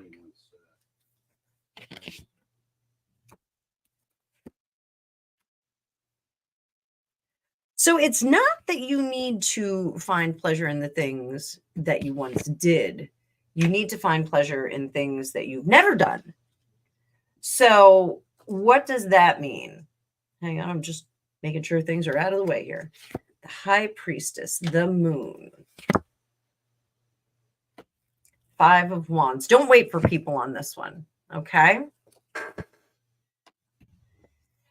Breaking away from the things that you once did does not omit them from your life. It doesn't make things like I played the cello from the time I was 15 until I was about 7 months pregnant with my son. My cello is now upstairs and I am going to order a repair kit and I'm going to start playing it again. I don't have nails anymore, so I will be dipping back into my musicianship. Am I sad that I left it on the side? No, I was busy. I had babies and my belly got too big and I couldn't play it. So now my son is 16. So I've 16 years to make up for. And I'm going to jump back into it. So I wasn't great when I quit. And I'm probably not going to be great when I start again. But it's going to be really fun to get back into it and have that outlet for myself. So with you, the interesting, fun things are different from what you've done before. Now, I can't see what they are because the High Priestess is hiding them behind her curtain. So what you need to do is you need to tap back into other lifetimes, other experiences, that fabric of energy that is out there in the universe. And you need to find this new thing that you're going to focus on. So this could be very easily, it could be studying a new time period, or it could be picking up an instrument, picking up a language, those kinds of things. There is a different direction that you need to go. Now, I said language. I do think that there's something interesting about language with you. There is a language that pops up in your dreams and pops up in your head periodically that is a bleed through from a past life. So there's a phrase that comes up for you, a language you don't speak. You may recognize it. It may become I almost said something in French, but I can't figure out how to say French. Courvoisier. No, I said Courvoisier. There's a language that pops up in your head, and you're just like, why is that happening? Like, why am I hearing bonjour? Why am I hearing bonjour? I don't speak French. Why do I hear bonjour? Pay attention to that, because this language that's coming through, and this isn't like throughout our whole lifetime, like sometimes we'll have these bleed through languages, but people come out of anesthesia speaking other languages, those kinds of things. This will be a very easy language for you to pick up. So if you got like Rosetta Stone, if you grabbed some DVDs or went on YouTube and started following like a learn blah blah, Tagalog or Russian, or Russian was very easy for me to learn how to speak. Initially it was very hard. And then my Russian professor, we all went out and did karaoke and drank Russian vodka. And it is a very natural language for me. I do understand it in the sense of I understand the expression of it. I don't know all the words. I don't have a great vocabulary. My grammar isn't terrific, but it's a language that I feel. This is a language that you feel. And once you unlock this, you are going to unlock some keys to the historical component of that language. I know this is really weird. I don't know if you're like a language person, but that is something that is behind this curtain. It's going to bring out some very interesting things, and it's going to change your perspective about the ways and means of the world today.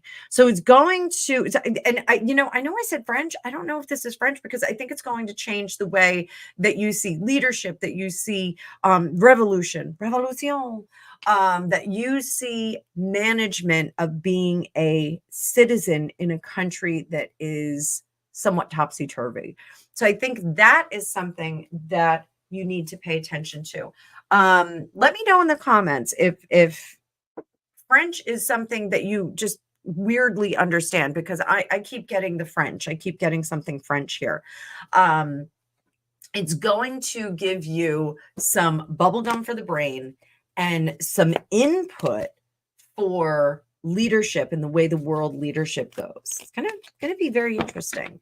Again, this isn't like a political thing, but it's more of a experiential thing. Once you start learning this language, you're going to have some bleed through on the past lives. So you may start dreaming about battles or situations or things like that. So keep in mind, you can always let me know. Emails FortuneCookiesTarot@gmail.com. I'm easy to get in touch with. Let me know if you have some of that bleeding through. I am getting certified as a past life therapist right now. So a lot of my focus is on past life stuff, but it's always been, this isn't like a new thing for me. So, Mr. Magnus, I hope you enjoyed that.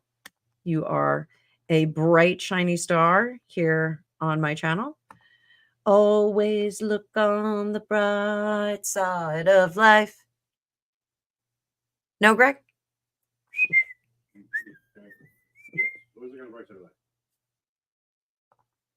I got you, Debbie, on that one. So we got some cookies. I'm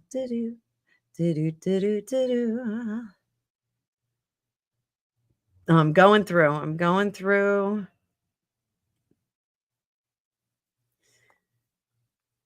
Tilock, hi, welcome. I hope you're still here. I'm moving through my comments as fast as I can. So let's see. Lost in confusion, stuck in limbo, seeking some clarity. Let's get some Hydesville Tarot on the table. Some major arcana. This helps us with our karmic destiny.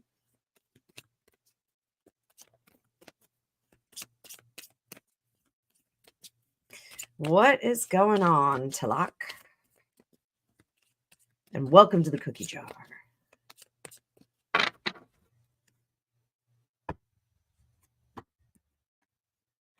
Feeling stuck. What is going on? The Magician, all these tools at your disposal and not knowing how to use them. Justice in reverse, the Hangman in reverse, High Priestess, the Fool in reverse. So, and the Devil under the surface. All right, so Tilock, I hope I'm saying your name right. So what you have to do is you have to throw out the tropes and expected course of action that you have in this life. So, if you thought that you were going to go to school, get married, have a family, move on, go on vacation, and then retire. Like, that's not your plan. That's not the plan. You have to enjoy this ride. The Fool up here, your Fool is in reverse because the Fool is recklessly adhered to the tropes and expectations of life every single day. You gotta, I don't want you to wilding out, but I want you to try taking the road less traveled to get from point A to point B. Okay. So if the road says go to school, meet someone, get married, have kids, buy a house, in that order, retire, tra la la, go live in Fiji for a while. You should probably derail for a little bit and go try a weird job, try something that you were not trained for. So, for me, I am a trained writer. That was my job. I was supposed to be a writer and a teacher, and I got derailed from a head injury. I wound up training dogs. I wound up going into corporate America for a while. And then I came back to this, doing, psychic readings for people. I've been doing this for over 35 years. Sometimes we have to take a really weird road to get back to what we're really good at. So here I am, back to what I'm really good at. You have all the skills that you need to do what you need to do, but you're not paying attention to them. You're not seeing the good in the things that you're really good at. You're not seeing the practicality and the usage of it. Think outside the box. Think beyond the box. I'm sorry, we're a little foggy here. I'm going to try and get us back into focus. Come on, back into focus. There we go. It's not going to go back in focus. So, don't worry so much about what you're supposed to do. Figure out where the destiny is, figure out what you're great at, and then you're going to get there. If we stay on the road traveled with everyone else, we become one of the faces of the many. And that is the lesson. You need to learn to stand out in this lifetime. This lifetime screams for you to stand out. So step out of yourself a little bit, step out of your comfort zone. Change is always a little bit uncomfortable. It always feels a little weird. It's like a new pair of shoes you got to break in. So step out of that, and your guides will get you from point A to point B. They will take you where you need to go. Sometimes when the universe wants us to go in a certain direction, it makes everything more difficult, brings in all this malaise and sadness and toil. And sometimes the easy thing is where the universe wants us to go. Sometimes the lesson is to not swim upstream. So I hope that helped you, my dear. I hope that your day gets better. I hope that this advice helps you take a different path. Hello, 007. Joof, 007. I will give you 3 cards. I will give you 3 cards. Past, present, future. Trying to go faster, guys. I'm trying to go faster. Got a lot of you here. Again, if you'd like to make a donation, please do so by Super Chat or any of my Cash apps. Past, King of Cups. Emotions are all mixed up. Present, future. All right. So in the past, the King of Cups, when he is upright, he's very influential. He uses emotions to influence. He also is influenced by emotional pleas. So this was used in the past in an incorrect fashion. So either you were influenced by the emotions of others, which is what I think this is. So emotional appeals, please, baby, please don't go, that kind of stuff. And that got you stuck in situations that you could not get out of. situations that you had no agency over and that you were stuck in. And that has impeded your progress. Now, how do we turn this around? What do we do? We recognize that we are trapped and that has limited our power. And that has made us very unhappy. So what do? I'm pulling some more cards. What do we do? Ah, there we go. That's more like it. More discernment and taking care of put yourself first. You need to put yourself first in this situation. Put your needs. This is a very selfish reading. I want you to be selfish with yourself, and that will get you where you need to go. So sometimes selfish is a good thing. All right. So let's see. Hello, Jasmine. It's nice to meet you. I like your green avatar. So yes, you may send a question via super chat. Yes, please do. Ben Shapiro does do the best Bernie Sanders impression ever. Steven, I'm coming back. I'm going to put a little star there. Oh, Stacey Abrams, Humanaki, how are you? I haven't been around.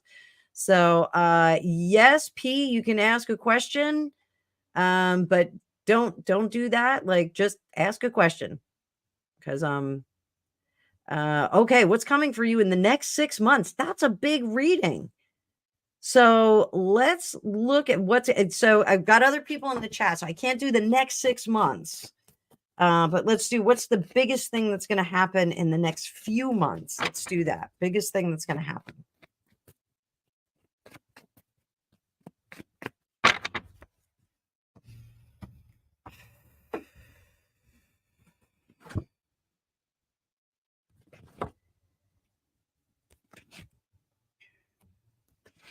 So you're getting a warning reading, sweetie pie. So the warning is this. Okay. The warning is that if you overdo it, now I'm an overdoer at all times. I always overdo stuff. If I worked at Target or any of the stores, I'd be making displays with like all the soda cans and like spelling things out. Stop overdoing it, because what it's doing, the overdo of work is not getting you where you need to go. It's not getting you to promotion. It's not getting you to a better place. It's going to show you, you're going to get burned out, basically. So if you're overdoing it at your job, you're overperforming, stop doing that, because it's not getting you anywhere. Focus on home. Do your job. I'm not saying don't do your job. I'm saying do your job. Go back to the description of your job. Do your job. Don't do everybody else's job. Don't do any extra. It's not getting you anywhere. The leadership that's in place is not going to recognize your extra work. So focus on home. Home is where the heart is.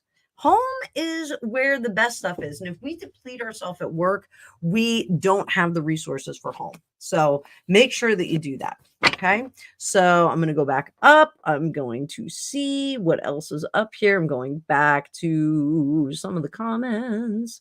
Let me see. Steven and Humanaki, sit there for a minute. P, I'm waiting for your personal question. Joof, we got you. Doodaloo.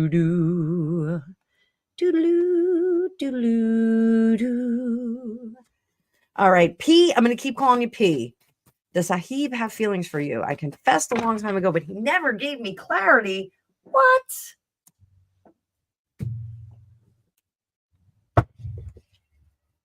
You know what? We're going to do Lenormand. Little Lenormand. Why not?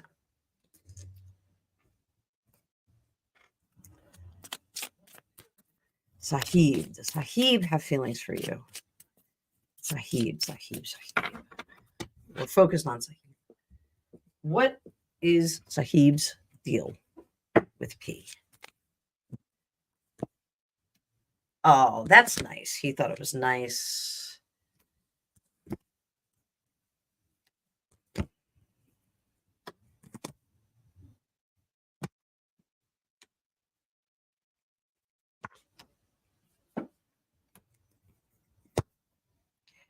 So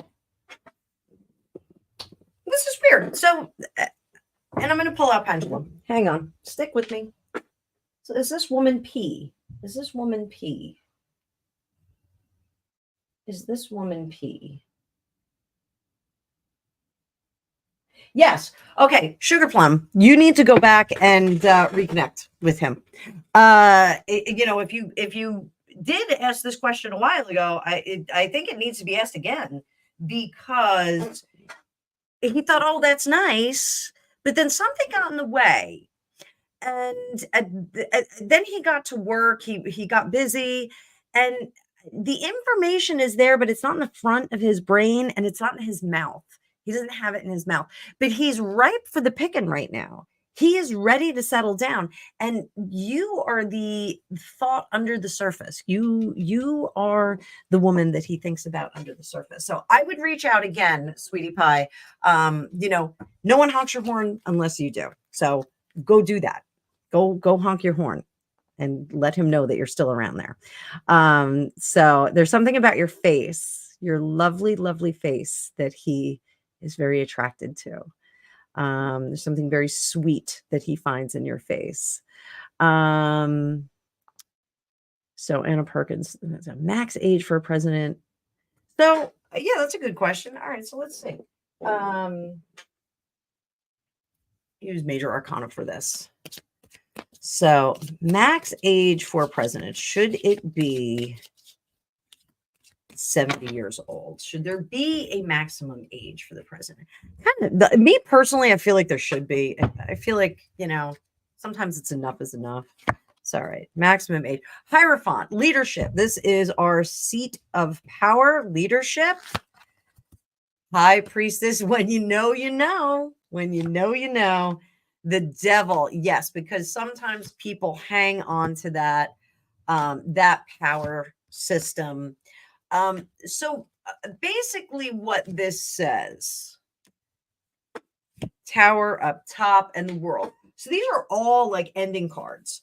So yeah, there should be what is it, 40? You have to be over the age of 40 to be president. So you should be over the age of 40, but 35? Is it 35? It's that low? Oh my gosh. So there should be a capped age as well, according to the cards. The cards think there should be a capped age. So because what happens is people will hang on to power. And what can happen when you have a president exit at a certain age is that they become not someone who gets put out to pasture, but someone who can still advise. They can still serve in some advisory capacity. I love the idea of the old president's council, which is a council of all of the presidents that have already served. This is my own concept. A council of all of the presidents that have already served, already battled with one another, already battled with Congress and everybody else. And they sit down. They have nothing at stake. Hi, Raven. What are you eating? Hi, it's my dog, Raven. Hi, Raven. Hi, Raven. So they can sit. They can sit. Are you coming up? Hi, come on up. Come on up. Hi, it's Raven. There's Raven. So they can sit and they can have a conversation, and they can use the experiences that they had while serving as president. But there's nothing at stake. There's no, DICK swinging. So yeah, I think that is the consensus for the cards. Would like to see some limits put on ages in the POTUS capacity. So let me scroll through. Let me see if there's hi, Joel. How are you? I'm doing good. How are you? Yes, thank you, Grumpy Sapper. Huge capital letters. So, oh, Grumpy, we're gonna get you over here. Don't you worry. Let's get you here before my parents sell their house, because we'll put you up over there. Nicer digs than over here. They have a gold guest room. It's the gold guest room. So, and their house is allegedly haunted. Hello, Justice Warrior. Welcome. All these new names. I feel Donald Trump very dry. Yeah, I think he's a little dry too. Was Joseph Smith a Kong man? Do you mean like the Joseph Smith Church of Latter-day Saints and Trudeau Justice Warrior? That's a great question. Hang on, let me just scroll through.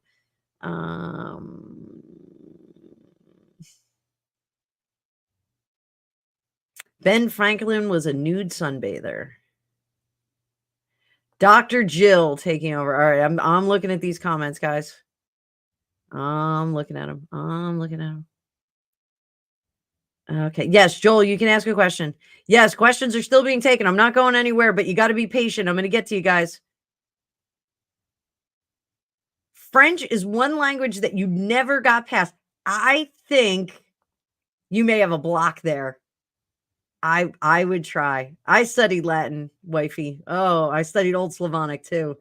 Emanuel, yes, you can ask a question. Ask a question, but you got to be patient.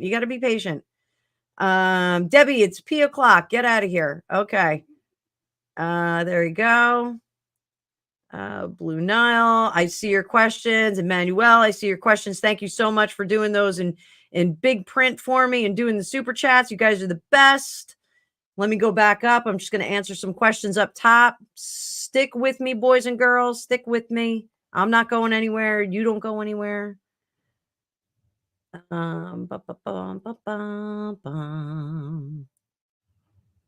Okay. Okay. Blue Nile, I do have a PayPal. So, yes, I do have a PayPal. It's in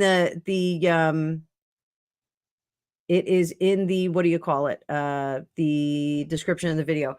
All right. Hillary Clinton and Michelle Obama. We're going to go through them really quick. Are we going to see either of them showing up? Either of them showing up. I saw an article about how great Hillary was today. Past, nobody likes her. Present, she doesn't have the skills. Future, she's going to try and do it. She's going to try and make a grab for it. And Michelle Obama, past, present, future.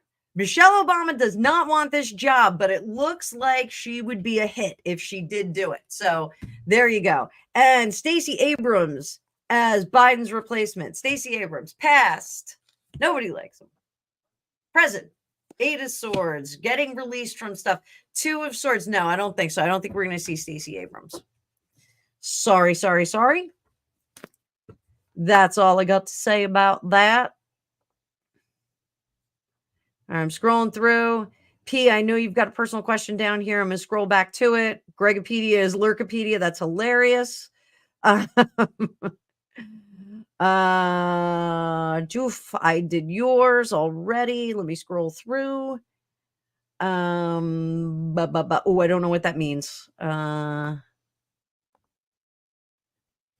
Is thought of as a leader of the world. Okay. Oh, Adam Perkins, that's a good question. So,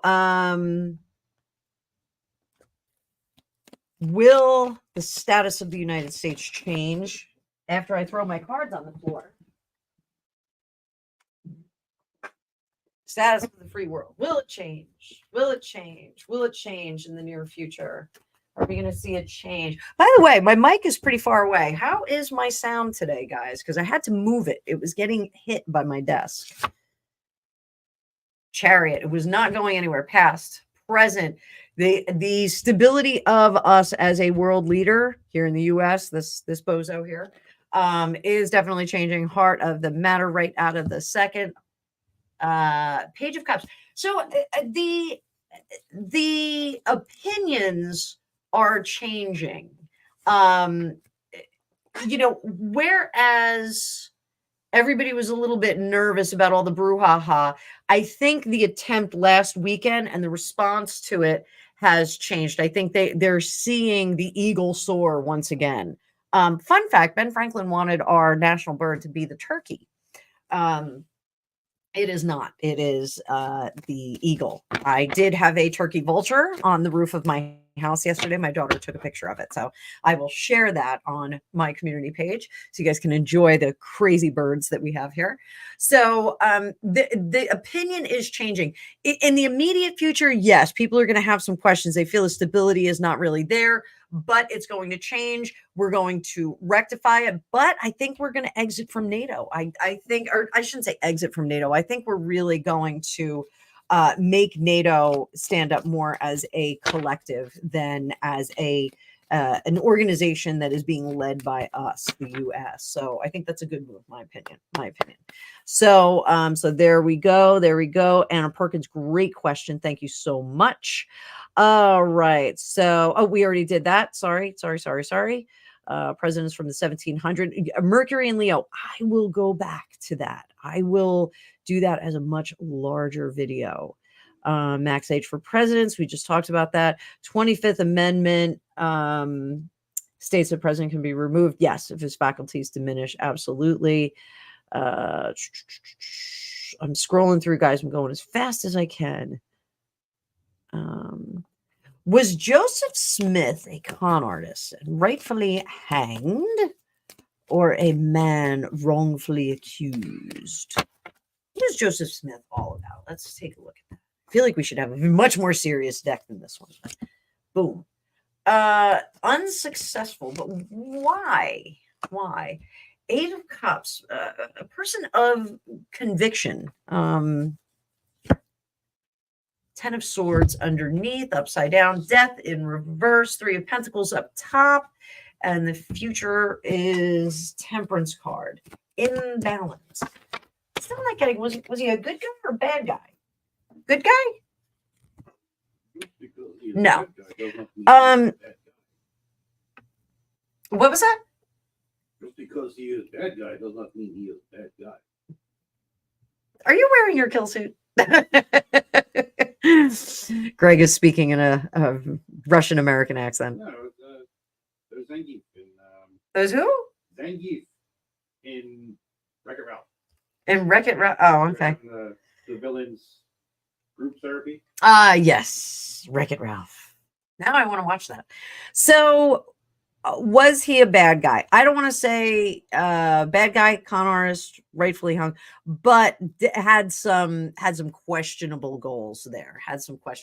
So that's actually a video for a much longer dedicated video. So Humanaki, send me an email, my dear, and remind me to do that. I'll do much longer reading on that because that's a cool topic. I would love to do that. Justice Warrior. Amazing question. This is an amazing question that I am dying to read on. So thank you for the suggestion.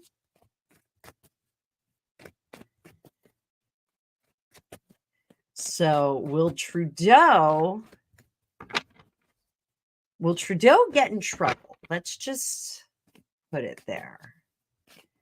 Will Trudeau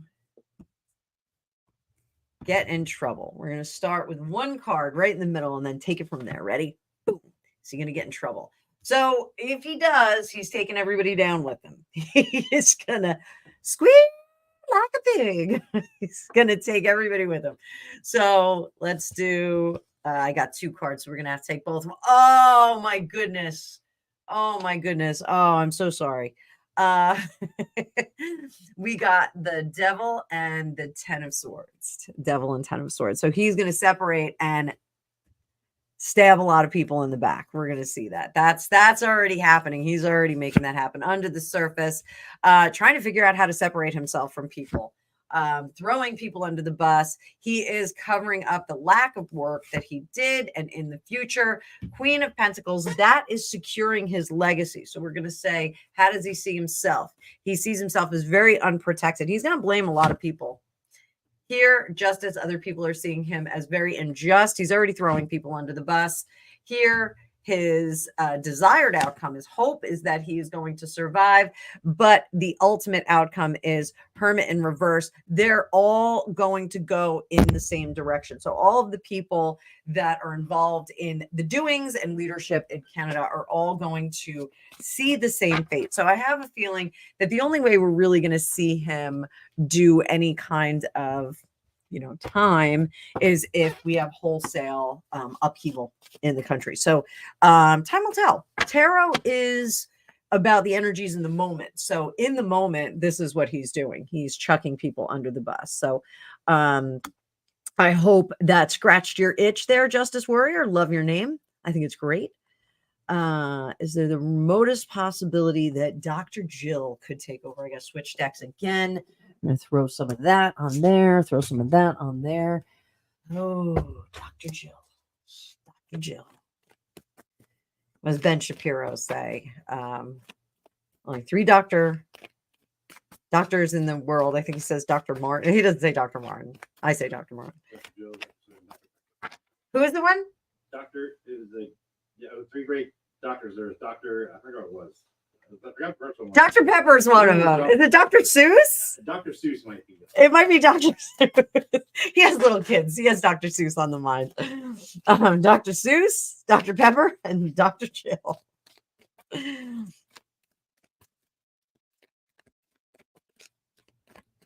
So it's Dr. Jill going to take over. She taking over.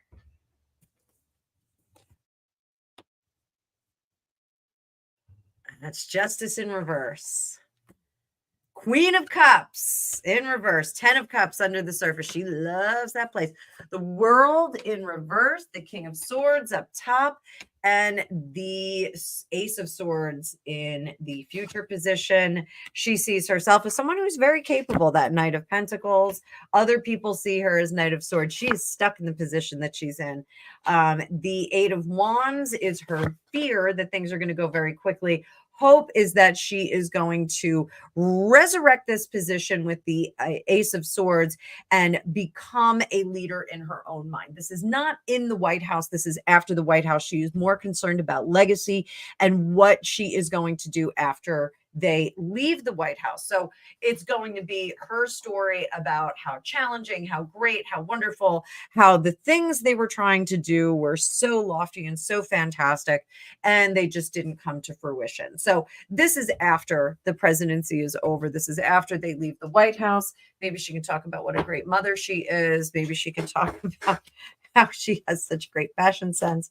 I'm sorry, I had a problem with her lace stockings that she wore very early on in this administration. And I was like, black lace stockings are unacceptable. You are not going to the club in the 80s. So, so there we go. I agree. Yeah, she kind of is functioning in a pretty serious capacity there. Yeah, I agree, wifey. If Joe is bad, Jill's probably worse. I mean, she's just doesn't have the capacity for it. So yeah, I'm gonna agree with that. So Blue Nile, I know you made a donation. I'm trying to get to you. Let me get there. Emanuel, I'm still waiting for your question. Great live. Debbie's leaving. Blue Nile. Here we go. There we go. Do you see D trying to reconcile? I'm going to get a different deck for you, sweetie pie. Thank you for your patience and thank you for your contribution. Really appreciate it. Do you see D trying to reconcile with me again? She had an outburst, fall out with my best friend, and is moving in with me next year. I'm a little okay. What will be the vibe between me and my flatmates? Okay, here, next one. What will be the vibe between me, my flatmates, and myself this year? Curious to see if I'll keep to myself or socialize with them. Okay, good. All right, so let's go. Let's see what the flatmate situation is going to be like. Let's see.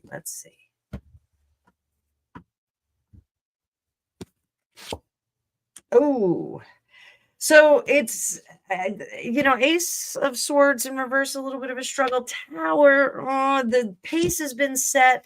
Under the surface, you do want a happy home. Back here, we have the 3 people getting into a situation. What's humming along? King of Wands, being very creative about the management of these friendships is key. So should you guys be playing board games or things like that at night? Should you organize like one night a week that you all have dinner together and kind of have how flat meeting or something like that? Perhaps. I do see that there are going to be some personality conflicts. Part of this is the failure to plan for situations with that'll come up with different people. So I think having some ground rules, having some baseline for everybody in the house is going to make sense. I know this is like the weirdest advice ever, but there's a movie, not the TV show, What We Do in the Shadows. What's his name? Watiti? Taika Waititi. Taika Waititi's in it, and it is absolutely hilarious. Watch the movie. It's about flatmates that are vampires, and they're in New Zealand, and all of the vampires are different vampires from different movie franchises of vampires. Is absolutely hilarious. But you'll see that there's some humor, like maybe that should be like the first movie you guys watch, like, hey, let's not be these vampires. Vampires don't do dishes. So setting the ground rules. Taika Waititi, his character has a whole bunch of lists on there, and there's like a spinny wheel for who's supposed to do the dishes, and it's just very, very funny and very charming. There's also a series that they did on Netflix. No, it was on Hulu. No, it was on a channel. I forgot which channel. It's on an American channel. But What We Do in the Shadows, the movie and the series, very, very funny. The series is in Staten Island, New York, here in America, but there's still like some wild vampires in there. So different vampires, but very, very funny. And Taika Waititi shows up in it, and the other vampires from What We Do in the Shadows show up at different points. But if you like vampires, if you like roommate stories, it's very fun. So I do think that you need to kind of set some ground rules, how you see yourself. You see yourself as someone who could fix the problem. But do you want to? I'm going to pull some cards on that. Yes, because you want everybody to get along and you want it to be like this open, fun environment. But you don't want to compromise on, with other people's idiosyncrasies. Let's put it that way. How do others see you? They see you this way. So it's a true vision of that. What are hopes and fears? Your fears that everybody's going to go to their own rooms and everybody's going to be kind of stewing and brewing. And the ultimate outcome here is judgment in reverse. If we don't set the pace with all of these folks, with all of these flatmates, and we don't say, hey, let's get these ground rules and like kind of figure out what's going on, and plan for inevitabilities, because when you live with people, inevitably you're going to get along. Or not get along sometimes. If you don't plan for that, it's going to happen. I have had many roommates. I have, when I was in college, I had a bunch of roommates, and different personalities. I had one who made some crazy threats. I had to throw her out. She also slept with all of my friends. Rather inconvenient, including a boyfriend she slept with. So she broke up a relationship too. So you have to be careful about who is in your place. So best of luck to you, Blue Nile. Thank you for your contribution. Emanuel, unexpected breakup put me in a bad position mentally. Is there any regret for my partner, and what is next in my love? So let's start here. Is there any regret from your former partner?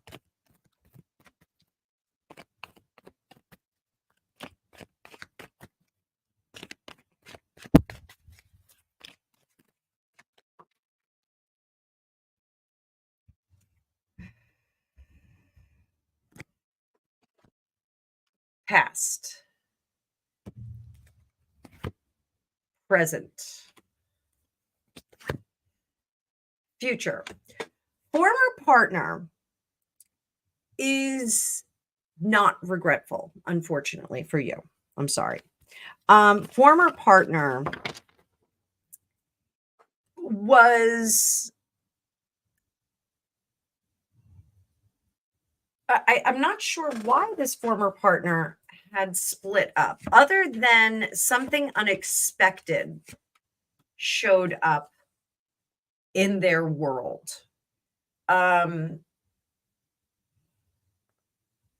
There's a level of freedom that this person wanted, and when they broke up with you, they did feel that this was an unmooring, so to speak. So and moving forward into that, it's sometimes that happens, unfortunately. So is the former partner upset at the moment? No, they were looking for a level of freedom, but it was unexpected. They were kind of content. There was something that happened that is not clear to me that they did a dash. So let's see what's next in your love life. Let's see what's next. What do we need to look for in your love life?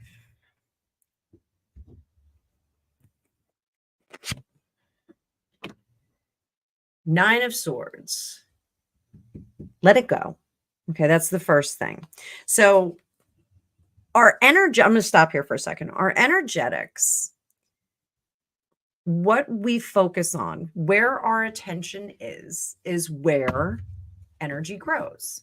So if we focus on being happy ourselves, if we focus on the good things that we are doing, the things that we enjoy, the loves that we love, if we focus on that, and sometimes that is curling up with your cat or snuggling with your dog or cozying up to a pint of beer or eating a plate of pasta.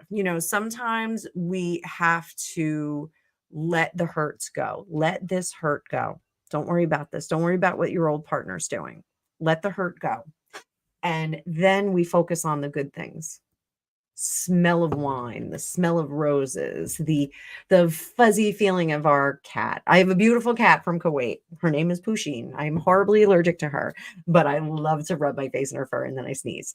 So letting those things go. Okay. Letting those things go. When we do that, we can start to bring things into our reality, because here, focusing on the hurt, we are generating more hurt. We're just focusing on it. Let this go. Everybody that we meet in this lifetime, we're going to see again. Everybody. So you're going to see them next lifetime. So don't worry about it. Strength, patience. Patience will bring love to you. Don't be bitter on this one, okay? This relationship is its own little microcosm, okay? Don't focus on it. Don't bring it into the next relationship. You have to dump out this cup before you get another good relationship coming.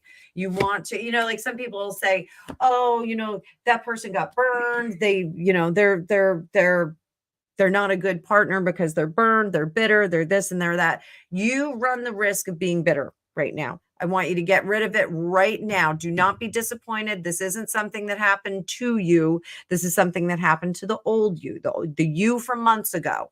The old you was broken up with, not the you today. Okay.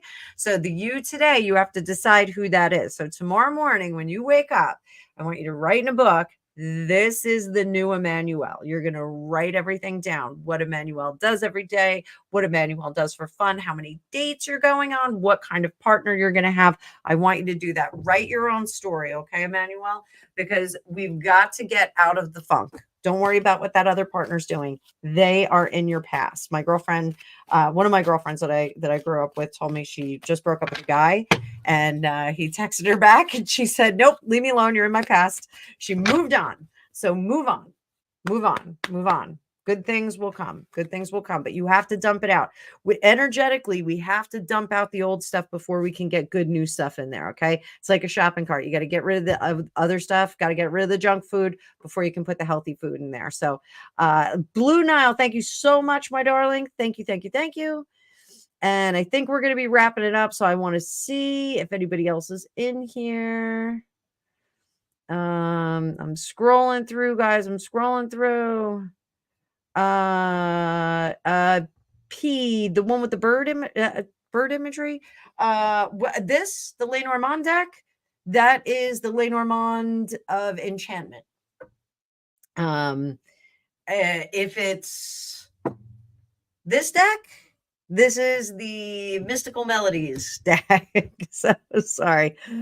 Marie, if you get your question in, I know you just posted this at 6:30, is about a half hour later.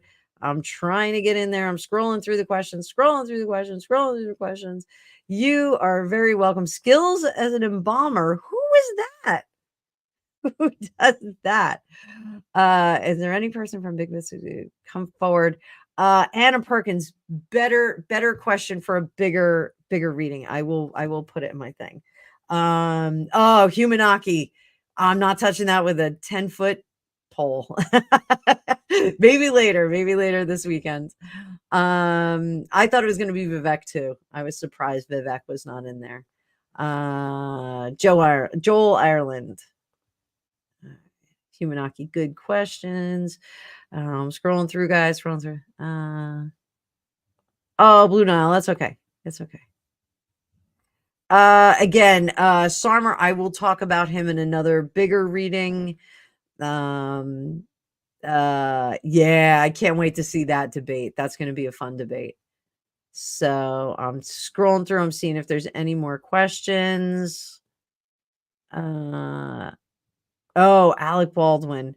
That's another. I'm going to do that at another time too. So I've been on 2 hours and a half, 2.5 hours now. So I just want to see if anybody else has any more questions. Any more questions? Personal questions? Marie. Yes. That one I'll answer. Because that's a good question.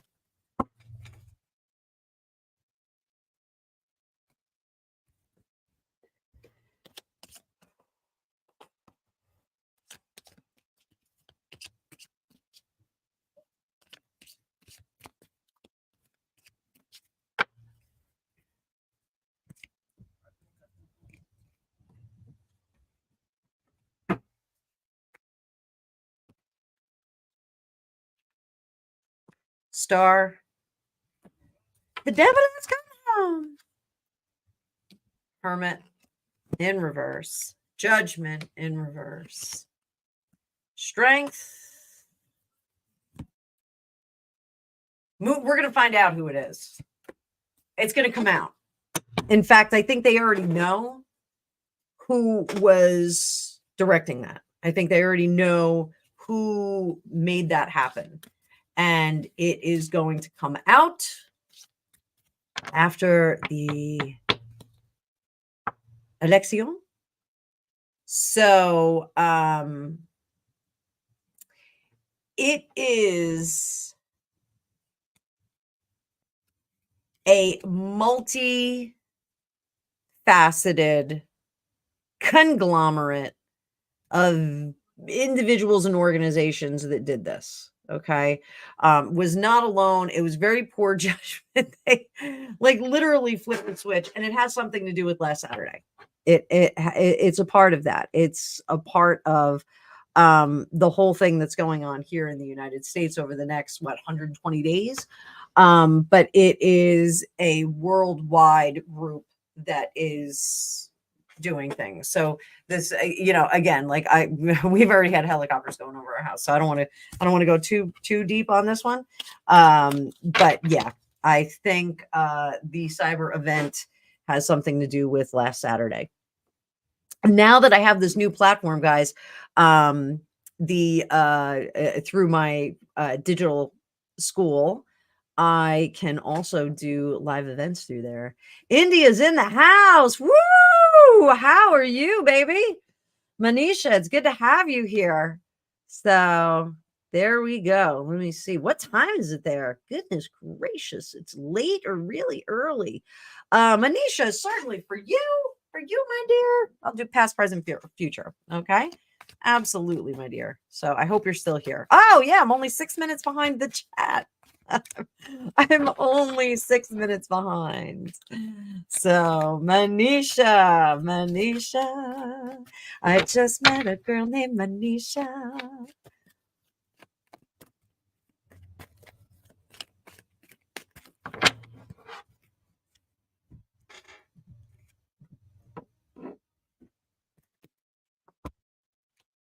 Eight of Wands, Manisha, in your past, moving very quickly, messages. Oh, Queen of Cups. All things are good. So, Manisha, you're a fast mover. The things that you want, you're always kind of moving forward. Very. I don't want to say aggressive, but a very industrious sense from you, and that industrious sense is very, very good. It's going to take you places into the future. You're getting some more cards, sweetie. So, where are we going in this future? Three of Wands, Judgment, Temperance, all in reverse. So I'm going to tell you, even though it is in your nature to speed forward with all things, and you do like this, you are like caffeinated times 10. Your spirit is like super caffeinated. Slow down a bit. Okay. Be more deliberate and obtuse in the direction that you're heading, because we partner with some unusual people that maybe we don't want to partner with. We get into situations that we necessarily don't want to get into. We move into things, bite off more than we can chew, those kinds of things. Judgment will be off if you maintain this level of speed. Now, does that mean don't be industrious? Absolutely not. What it means is that we need to be industrious, but also discerning. Discernment is really key here. Your senses, you are very emotionally intuitive. So use that emotional intuitiveness to parse out the people that you need to partner with and the people that you need to move forward with. It's really important for you to just use the gifts that you have, soaking up all of that emotion and that feeling from people, to kind of suss out who's a good person and who's a bad person, but make sure that you slow it down a little, because when we get that good feeling, we go, oh, this is a great person. I'm going to move forward. Sometimes we need to just slow it down a little bit. So I think, Manisha, and then here's your question. Oh my goodness. Here we go. Let's see. Let's get a handle on Mr. Manisha. How could he?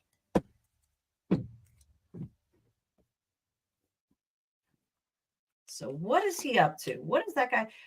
He's very happy at the moment. Eight of Wands. I don't see anything. Nothing to hide here, but be careful, because too many accusations are going to make him scoot. Okay. So just be careful. Like I said, pay attention to the emotions of others, but move more deliberately. All right. So don't jump to conclusions just yet, because you're going to run him out the door. He will not like that. He'll get frustrated with that. He'll just go bye-bye. So, Manisha, it's a pleasure to have you here. Thank you so much for jumping in the cookie jar with us. So, yes, you can ask your question, but I'm logging off because my psychic brain is crashing and burning. Okay.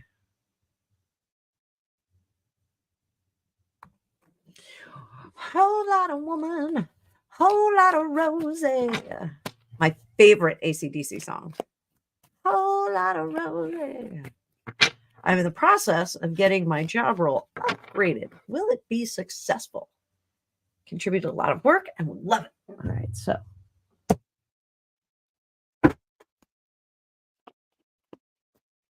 In the process of getting your job role upgraded. Will it be successful? Those of you that are getting readings, I would love a super chat, super sticker, or a donation to any of my cash apps in the description of this video. And if you want a bigger reading, you can book a bigger reading privately with me at the description in the video too. So are you getting this upgraded role? Past, present, future? Yes, you are going to do this. The role is going to be interesting though, because you're going to be partnered up with other people that are in an upgraded role. So you're going to be working on a team with them that's going to be good. So will it be successful? Will it be successful? Now that doesn't mean that everybody's getting a promotion, but it just means that you're going to be working in tandem with some other people. Will it be successful? Knight of Swords in reverse. Not exactly. Okay, so it's not the worst thing in the world. There's going to be someone on the team, and this could be you, who gets a little ahead of themselves and starts to work and talk too quickly instead of working in the immediate focus. So pay attention. Don't look too far down the road.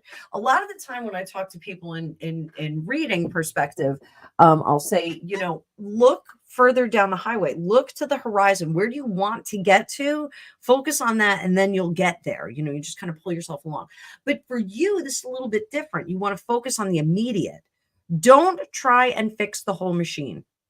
Fix the tire first. That's what you need to do. So just take your time with that, because if you try to do too much all at once, this is what's going to happen. We're going to have heartbreak, and you're not going to be able to assume the duties of the role as they are assigned. So you're going to look like a failure if you try to do too much. So don't go big or go home on this job. All right. Once they put you in that position, go nice and easy. If there are people on the team that are like, no, let's revamp the whole company, have a quiet word. Have a quiet word with them and say, no, this is the task at hand. We have to do this. We have to do the little things first. Makes more sense. Okay. So best of luck to you, a whole lot of Rosie. So Manisha, your husband's not talking to you for the last 2 days, no matter how close. Stop asking him. He always gets irritated. Just wants to know if there's someone. No, don't ask him that. Don't ask him that. Priscilla, are you asking a question? Okay.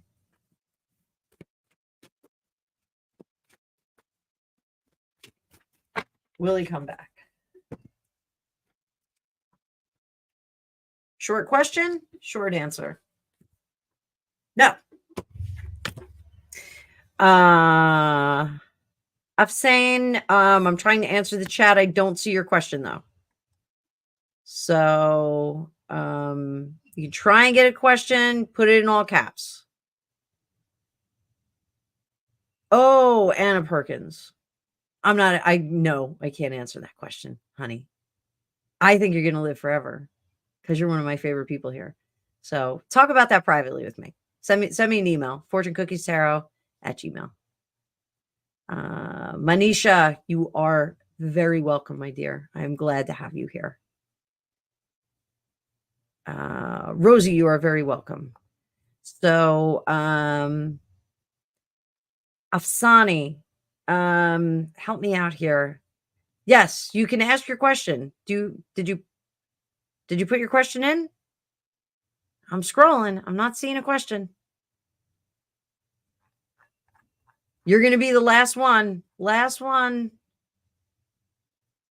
Marie, you are very welcome. Penny, always wonderful to have you here.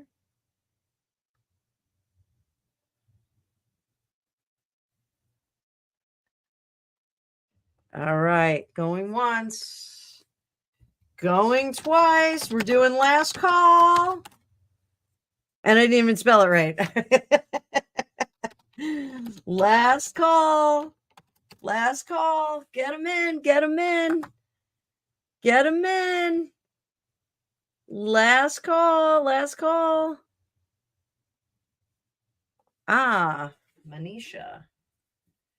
Better question, not will he. How can he? What does he need to do? What does he need to do? He's trying to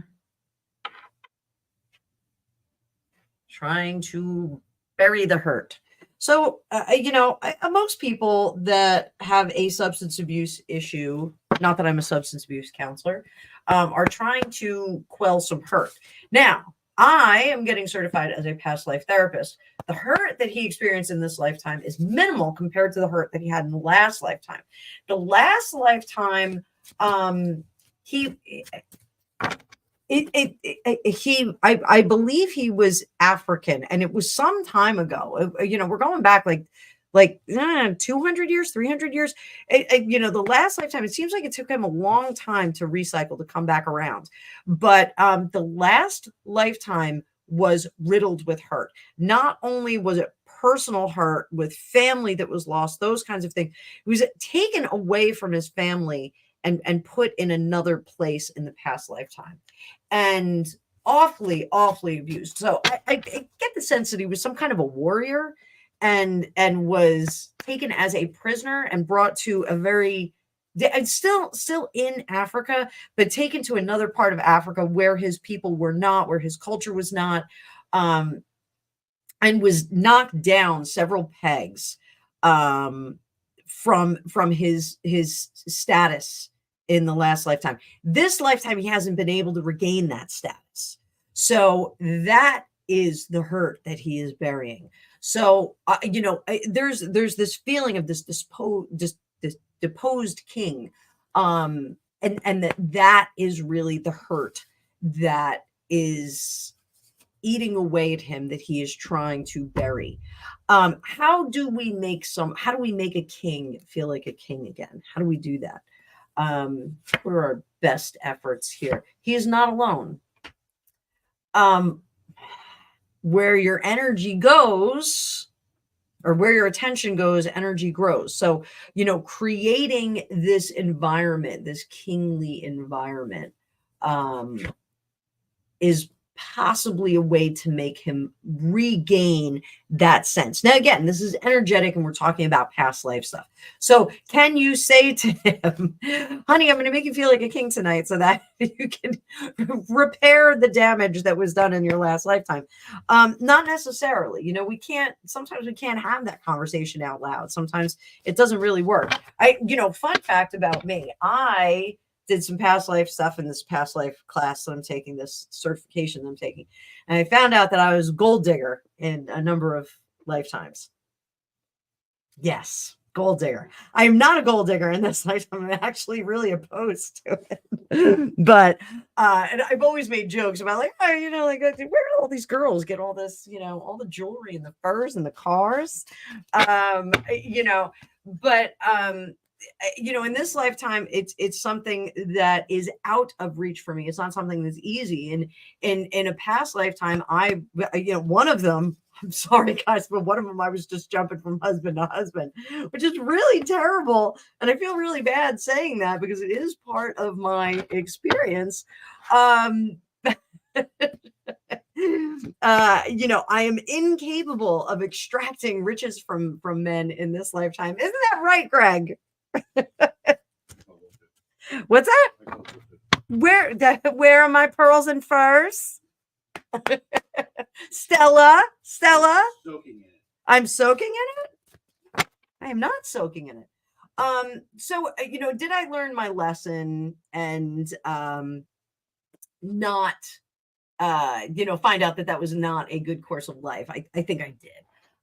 So for him, it's the subtlety of it. It is the subtlety of making him feel special. So does that mean a artfully folded napkin? It could. Does that mean, we serve food up in a little bit of a different fashion just to kind of make him go, oh, look at that. There's a little edible flower on there, or there is a little garnish on there. Little things like that. A gold plate, a neatly turned down bed, those kinds of things.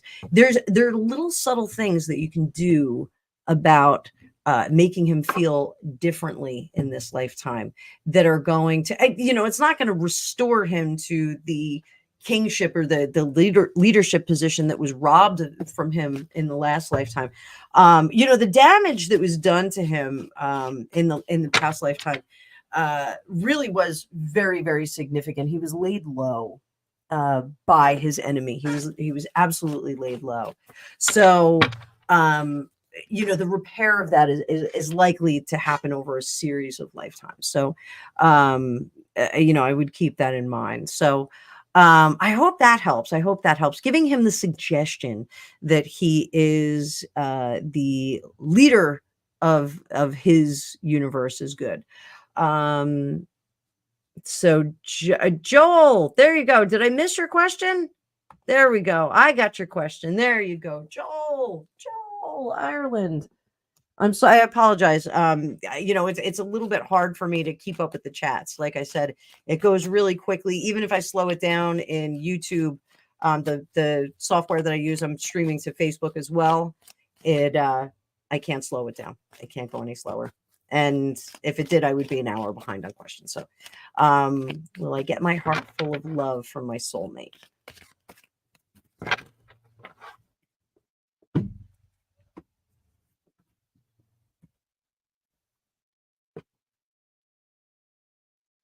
So, Joel, 2 to 5 months. 2 to 5 months. 2 to 5 months.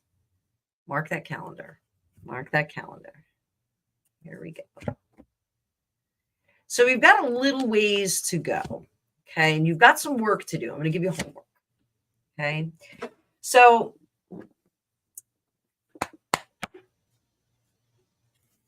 don't go back in the past. Don't ask friends for setups or anything like that. Under the surface here, we've got the 3 of Wands. I want you to stay away from setups, okay? Because when Sweetie Pie drifts into your experience, it is going to be of your own accord. You are going to attract that individual to you. The 4 of Cups, stop thinking about it. Okay. We need to be very specific. My good friend, Rick Paul, we have a Monday morning show, Vibe with the Tribe, Monday morning liftoff. You can see it here. We do it live. Rick always says when you ask questions about, when you ask questions of the universe and you say to spirit, he calls it Amazon.spirit, be very specific because, if you order up a pair of white trainers, you may get a pair of black trainers that are 3 sizes too big. I love the way that he phrases it. So, what you should do is start to formulate the idea of your ideal person and what your life would look like with that person. Are you training dogs for the Iditarod in Canada, in Alaska? Are you living on a beautiful beachfront in Fiji, serving up slushy fruit drinks to the locals and vacationers? That's my dream. That's my dream, just so you know. A little slushy fruit shack. So craft the idea of what your future looks like and what that future mate looks like. And I want you to focus on that every single day because that is going to bring that person to you. Now, here's the fun part. So when we start to craft this ideal person, and that's how I found my husband, even though we've known each other our whole lives, I wrote a list and he fit the bill for every single thing on there. But I've known him since before he was born. Our mothers were best friends. So when we start to craft that idea, that person may not be formed yet. Now, I don't mean that they're not born, but they may not be developed into that person. So it may take some time for them to make some life changes, make some decisions. So it could be a person who lives on another continent or in another town, and they just happen to say, well, you know what? It's time for me to move on. I get a new job. I move into this new town, and oh, look, Joel Ireland lives right next door to me. And isn't he darling? Maybe we should go for a cup of coffee. So that's the way that things work. So what I want you to do, 2 to 5 months, But tomorrow, starting tomorrow, I want you to craft the idea. And you don't have to write it down. You don't have to go bananas and like carve it into stone or anything like that. You could just daydream. What does this ideal mate look like? What is this ideal person? What is our life like together? What do we do on Saturday afternoon? Do we, go our separate ways? Do we go to the library? Do we go get a cup of tea? Do we, hang out in the attic and, talk about spooky stuff? Like, what do you do with this person? So I want you to start to craft the idea of what you're going to do with that person. Throw out all of your conventions, because I have a feeling this person is going to be very attractive, but not in a conventional sense. It's not going to be someone who does the things that you do. This is going to be someone who brings different things to you. Don't be resistant to that, because if say you play tennis and they are a runner, you may start running with this person and they may start playing tennis with you. So there's going to be some sharing of the experience together, sharing of the life experience together. So we'll be developing that. This is a magical relationship. It's going to have all of the pieces of the puzzle. Your goals will be in alignment. Your core values will be in alignment. Just some of the surface stuff and some of the accoutrement is going to be a little bit different. Now, Ace of Coins. Are you going to stay with this person forever and anon? That is still a question mark, because of the differences in what you all do and what you like. You may go in different directions. And I get a sense that this person may have to go someplace else for business. They may have to travel and move to someplace else. So this may be a fleeting moment for now. Will it be a longer thing in the future in this lifetime? Perhaps. Will it be something in the next lifetime, in the lifetimes there and anon? Yes. So, you may have this experience for now, but it feels like this individual is kind of moving from place to place. So very, very interesting, but start to craft that idea of what that person's going to do. Sometimes when we get in alignment with our person, with our soul person, what winds up happening is we start to change as a result of that experience. So tarot reads the energy at the moment. This potentially could turn into something much more long-term in this lifetime, but you may not have questions or experiences that you need to resolve with that person. So, so have you already read on the Joe in Paris? Will it be canceled? The J-O, what is that? I'm not sure what that is. I'm sorry, Marie. I'm not sure what that is. Jerk off. But I don't think, who's the jerk off in Paris? Manisha. Oh, that's nice. That's nice. Lots of love to you, honey. That's awesome. That's awesome. Just trust. Sometimes you got to have trust. Sometimes you got to have trust. We have a nice little community here. Yeah, we're pretty nice people here. We don't have a lot of trouble people in here. Joe, stay away from setups. 5:00 in the morning, Manisha. Enjoy the day. Enjoy the day. I want, I love dawn. My husband is a night person. I am a morning person. I love 5 a.m. 5 a.m. is like the best time ever. I'm trying to get myself in alignment with getting up at like 4:30 so I can work out and kind of start my day at 5 a.m. But it doesn't seem to be working out. So, but Manisha, I think you are terrific. And just start the day fresh. Start the day fresh. When you know what I want you to do, make yourself a cup of tea. And I want you to put your hands on the tea. I'm going to take down my screen here. So I want you to take that. This is, water manifestation, but you can do it with tea. You can do it with iced tea, whatever you got.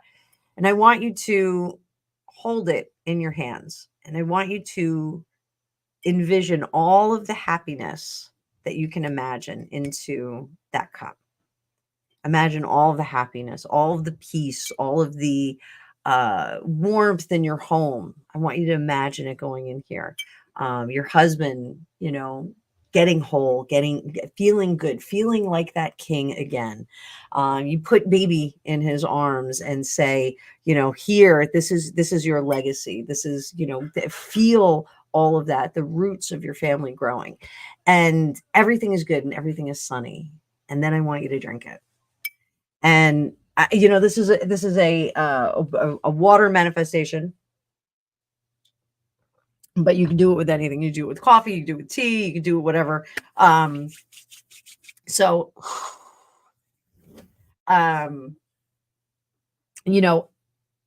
do that every day. And just like I just told Joel Ireland to imagine the person that he wants to be with. I want you to imagine all of the wonderment and the great things in your life, and put it in that cup, and then you're going to drink it. And you're going to do that every day, and it's just going to fill you with all of that. It is going to fill you with all of it. So, and then take a nap with baby. Okay. So everybody, Eileen, oh boy, Eileen, I gotcha. Marie, I'm gonna do yours. I'll do that as a bigger reading. I'll do a bigger reading for that. Just because I'm on the hour 3, so I'm getting a little twitchy. Eileen, you're 60 years of age. You're almost my age. Will you find a loving partner this year? Let's see. Let's see what we got. See what we got.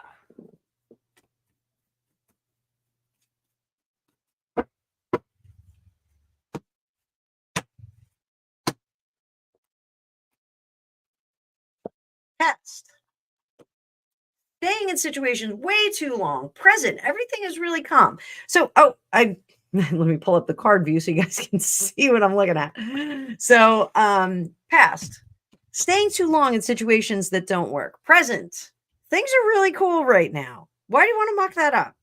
So, before I pull the future card, so sometimes the universe will throw us these periods of lack of partnership because it's calm and it's easy and there's no complications. So, sometimes we see this with people that are unable to conceive early on in their marriages, or early on in their lives. And it's because the universe just wants them to kind of chill out for a little while. Just keep it cool. All right. So, future, what do we get? Work in reverse. So, we're going to see what that is. So, now I understand you're 60 and you would like to partner up, but there's still some things that you need to do. So, we've got this seeing the cup half full, half empty. So, just what I described about seeing this as an opportunity to do things and not be, I hate to say burdened by somebody else, but not be tethered to someone else, and having to take those feelings and those things into consideration. So, moving freely and unfettered is really something that is good for you. Okay. So, when, moving freely and unfettered, working on ourselves, seeing things as half full versus half empty, then if we accomplish that, what do we get? Get the Hierophant in reverse, the World in reverse, High Priestess in reverse, Charity, and we get that Knight of Swords who moves very quickly. So this lesson of staying too long in relationships that are not working, you need to get your radar ready for that, because otherwise we get somebody who rolls in and they're very needy and they need help, and you get in there, you move too quickly, and we get back into the same situation. So this period of respite from having a relationship is really, really good for you to get out of these habits of extending yourself too much to other people. Okay, because that's really, you're a generous soul, and sometimes we get these souls that just take. So we want to get out of that habit. With that, guys, officially last call. The ugly lights are coming on. I'm gonna go upstairs. I'm gonna make some pasta to go with this delicious sauce that I made. Feed my family at 7:30 at night on a Saturday. We're eating like Europeans. So everyone, thank you so much. I appreciate all of your contributions. I appreciate your time. and your efforts. Please like, share, and subscribe. I would love to see some of you back again. I hope my advice was good for you, and I hope you guys enjoyed the stay. So, I am spot on, Eileen. That's fantastic. Great. So use this time to kind of figure out how to not do that anymore. I know we've all been there. You know, we all want to help out. I'm a Cancer. I feel bad for everybody. So, everybody have a great rest of your weekend. Manisha, enjoy your Sunday. Go have a great day. Go have a great day. Much peace in your house. I wish you much peace. Everybody, super peace. I will see you all on the next one. Bye-bye.